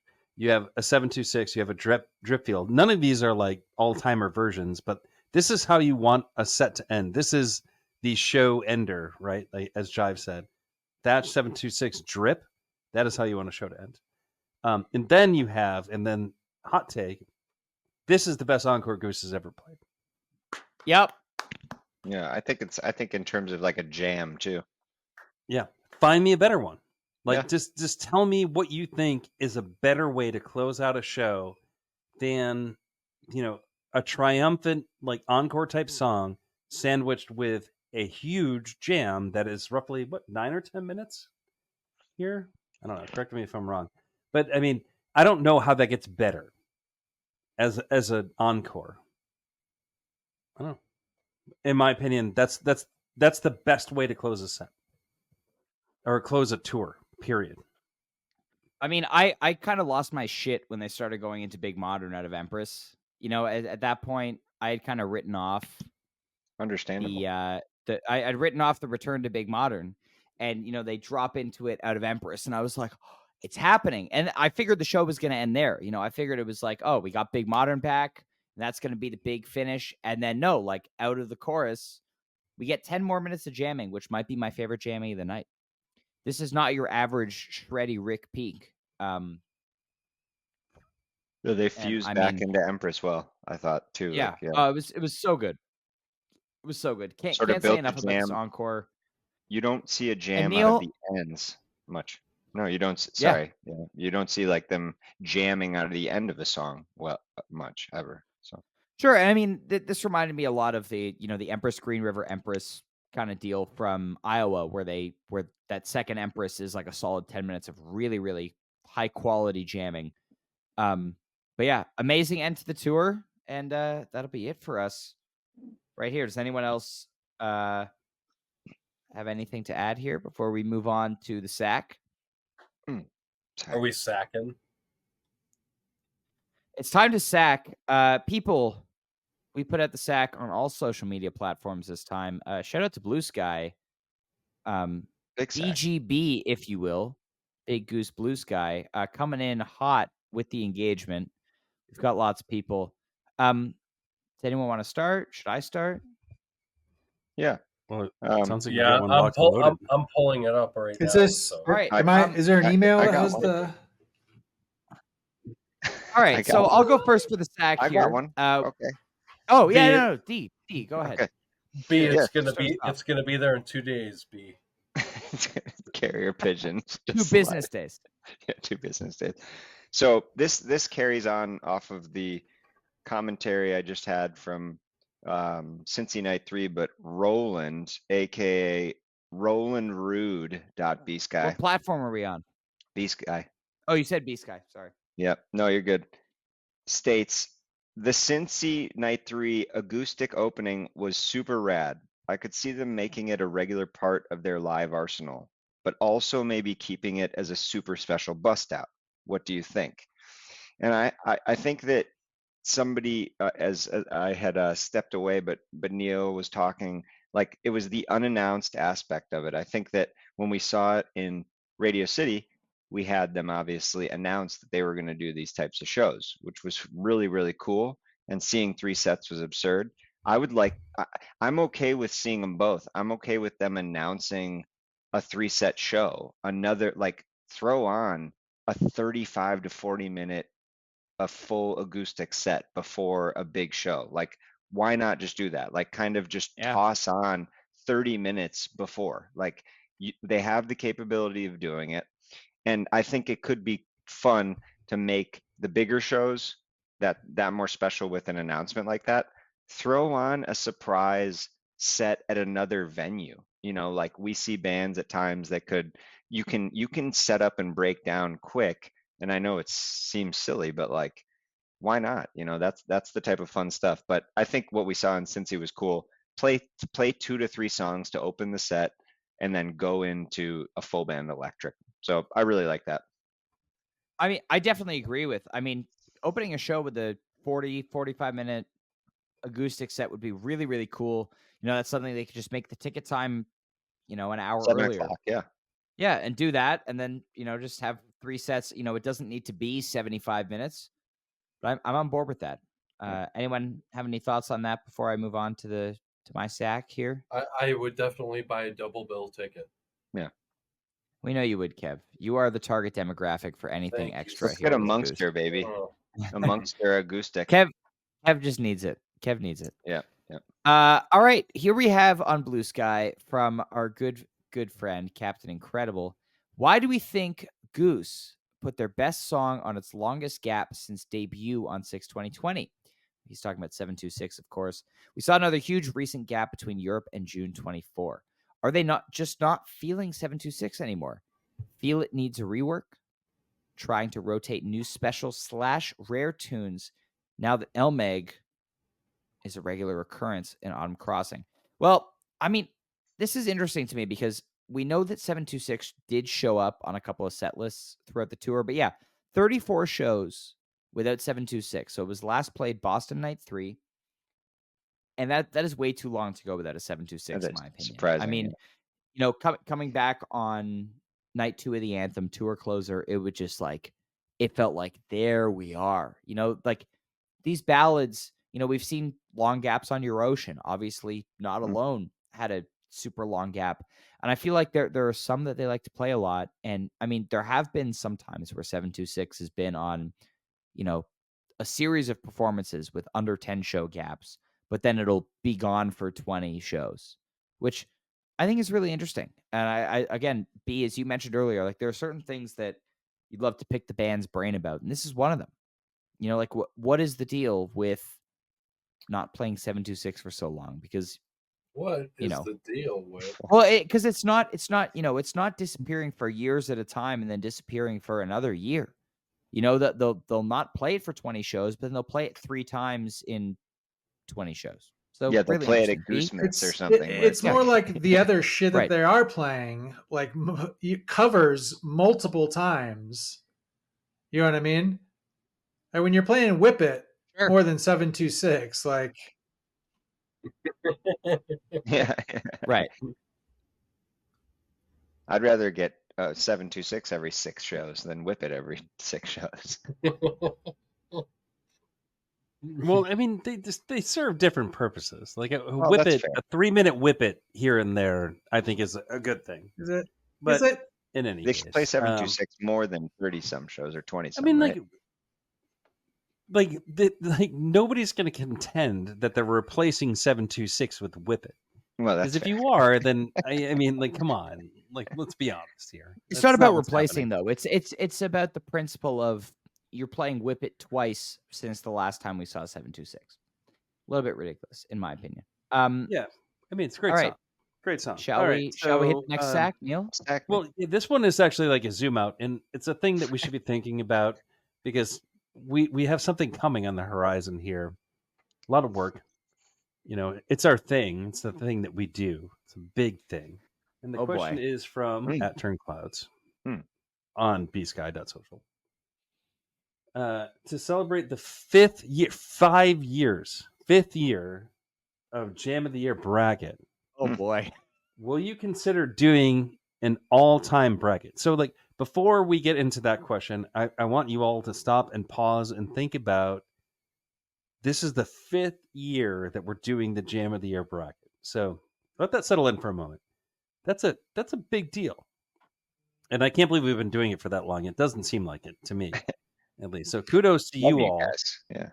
for putting this all together and doing that work. I think it's important to stop and pause and think about, just how grateful we should be for the fact that this exists, and also the fact that it is like 5 years. And so the question ultimately is, and I think B has opinions about this or thoughts, is like, should you do an all-time bracket? I have thoughts on this as well, but B, I just wanted to start by saying, 5 years means less to me than it does to Ryan. Yeah. It doesn't actually seem that long ago to me. Yeah, when I first messaged B at the beginning of 2021, I hear life gets faster when you get about older. the interest of doing a Jam of the Year bracket. I was, studying accounting in university, and so, I'm sorry he Just now. sidetracked you. Anyway, B, continue. I've often pondered this question of all-time rankings, and now my answer today, short answer, is no. I certainly don't want to do it. I mean, Yeah. I think anyone out there is welcome to rank, any of this stuff over whatever period of time they'd like to use. But yeah, I think it's difficult because at this point in the band's career, by and large, the reason we're talking about GOAT versions so frequently is because, the amount of improvement of the band and how, their improvisational, skills and things like this. I think ultimately what happens is we're seeing much better jams overall each year over year. And so to do an all-time jam of the year, I think that you'd end up really just be kind of focused much more on recent years. And then of course you'd have the cream of the crop from 2020, 2021, but those years just aren't as deep compared to today. So I'm not sure how that would actually turn out, but I wonder if things would be so skewed that it might not be worth the time or effort. And on the flip side there, I think the best way to go about this, if we were to do it, would be to look at the, if you wanted to go broader and do Sweet 16s, you look at do 64 jams, you look at the Sweet 16s from each year. But I think the amount of work that we put into the, just the jam, for example, the amount of work that we're already, kind of getting started on, and the amount of work that's going to go into the Jam of the Year bracket 2024, which we can't wait to share with you guys because things have already gotten started. But it's a lot to do another bracket, and, people forget by this point in the year that by the time you get to the finals of the Jam of the Year bracket, everyone's like, thank God that's over. It's been going on forever. Well, and so the last thing we want to do is be like, all right, and now we're starting another one. There's a lot of people who think that day one of the bracket. But here's the thing, just really quick to your point, you can't take the Sweet 16 from every year because the 16th ranked song of 2020 doesn't belong in the top 40 of this year. So it's not apples to apples. It doesn't belong in the top 64 of this year, B. Well, but to my point, so you can't take the top 16 of each year and then combine those into a bracket. Correct. It would be correct. Neil. Yeah, just full on walking away from this for a moment because we can go on about this all day. I want to say a couple things because I did say this on Blue Sky today, which is how serious is the Jam of the Year bracket? And I say not that serious. So for folks who are interested, if you're listening this far in, 3 hours and change into our podcast, you're probably pretty into it. And so you're going to get really into the thing. But I think it's important to remind folks that you don't have to know every single jam note for note. Listen to the jams, talk about the jams, vote on the jams. It doesn't matter. none of these things truly matter. Like, do we need an all-timer version? Like, do we need the Goose community to decide what is the best version of Wisteria Lane? I don't think so. Jive Goose will do that for you. Yeah, I think we've already like all collectively done that. And like, if you have questions, like just ask them, folks. We don't need to have a tournament for that. But that was all a way of leading into one more mail sack before I hand it off, which is a question from Madison Huvon, at Madison Huvon, who says, "Who do you think Juan Soto will sign with?" And this is really important for jam band fans. I say, not the fucking Brewers. So, who else has something to say? I do. So, unrelated to this, and on Neil's last point where we were still on topic, whether you have been listening to every jam this year or not, if you are still listening at this point in the podcast, to Neil's credit, you clearly care so much about Goose. And again, we appreciate you endlessly for listening to this. But I said this on Blue Sky or Twitter or some social media platform from the pod account about a week ago. But submissions for seeding for the bracket are going to come in hot once January hits. We strongly recommend that you start getting together your playlist now. We will be accepting crowd seating via Nugs playlist, just like we did last year. So please, we want as many people as possible. Last year we had just over 80 people submit seedings. Our goal for this year is 120 if we can get that much involvement. But please, if you are interested, no ranking will get excluded. If you send us a playlist of at least 32 jams from this year, it will be incorporated into the seating of the bracket. Take some time, listen to the jams. We really want as much involvement from the community as humanly possible. So please start getting your playlist together now. There are 4 shows left this year. Who knows how many bracket jams there will be? Obviously, it's a lot easier to slot a couple of jams from New Year's in on January 2nd and 3rd than it is to start your playlist from scratch at the beginning of the year when playlists may or may not be due on January 3rd. But I'm just saying, I just want to encourage people, if you're on the fence, do it, please. We want you to get involved. That's my point here. Yeah. Kev, D, you guys got stacks? Yeah, I do. Oh, P's got a sack? And I want to make a personal statement. I will no longer personally be taking any mail sack questions from Twitter. I will only be good for you taking mail sack questions, and I'm not taking them from Blue Sky either. So just so find a way to get it to me. Send a carrier pigeon. Have one of these guys text me. I do have a couple though, quick, that I want to run through quickly. One is from a personal friend of mine, Madison Uvan, and he says, "Why don't they play Rosewood anymore?" And I can't answer his question, but what I can say is that I think it's a great question, and I think it's a question that needs to be asked of the right people. And I mean, what do we have? 5 Rosewoods this year? 5 Rosewoods this year. 6 Eminence Fronts. Not that that's a bad 10 big moderns, but 5 Rosewood Hearts. So it's a good question. No, but in perspective, they've played Big Modern 10 times and it was debuted. They've played Big Modern 10 times and it was debuted at the beginning of September. And they've played Rosewood 5 times this year total. It's criminal. Okay. Second question. Back since we're on the topic of Jam of the Year, another friend of mine, Brendan. We'll call him Brendan. He said, "What would be Jam of the Year if you allowed everything Goose released this year in the bracket?" And so again, I can't answer this question because what the Jam of the Year is not up to me.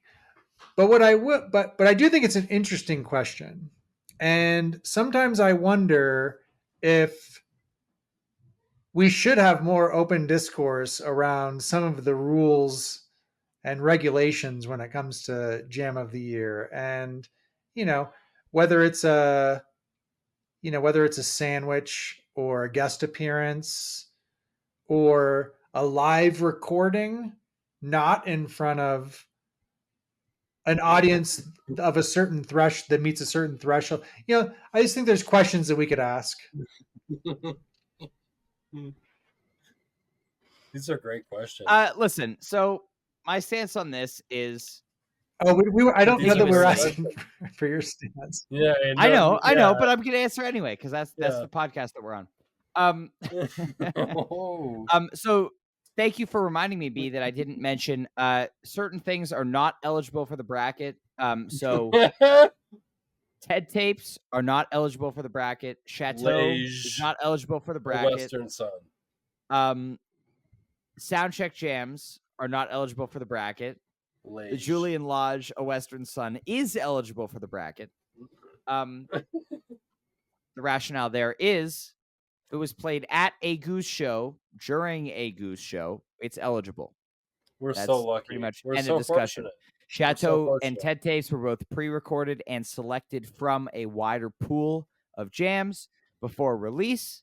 But in my opinion, if everything were considered, if TED tapes and Chateau jams and everything were considered, I would have Chateau Jam and the Chateau Hunger Site in my top 5 for the year. Well, the beauty of the Nug submissions is that technically anybody can put anything from Nugs into their submission. Yeah. And if you put TED tapes or Chateau, those will be removed before formulaed. So it seems like there's deeper meaning, but we'll have to discuss. The rules are rules, Neil. I don't make the rules. D, do you have a sack for us here? Turns out you do. Yeah. I already sacked. Oh, you already sacked? Anyone left a sack here? Kev, have you sacked? The Formula Dix. That's a good sack. Well, if that's all from us today, this has been an exceptionally long episode of the Adventure Loves a Roof Rack podcast. Or very short because it's 14 shows. It's always almost there.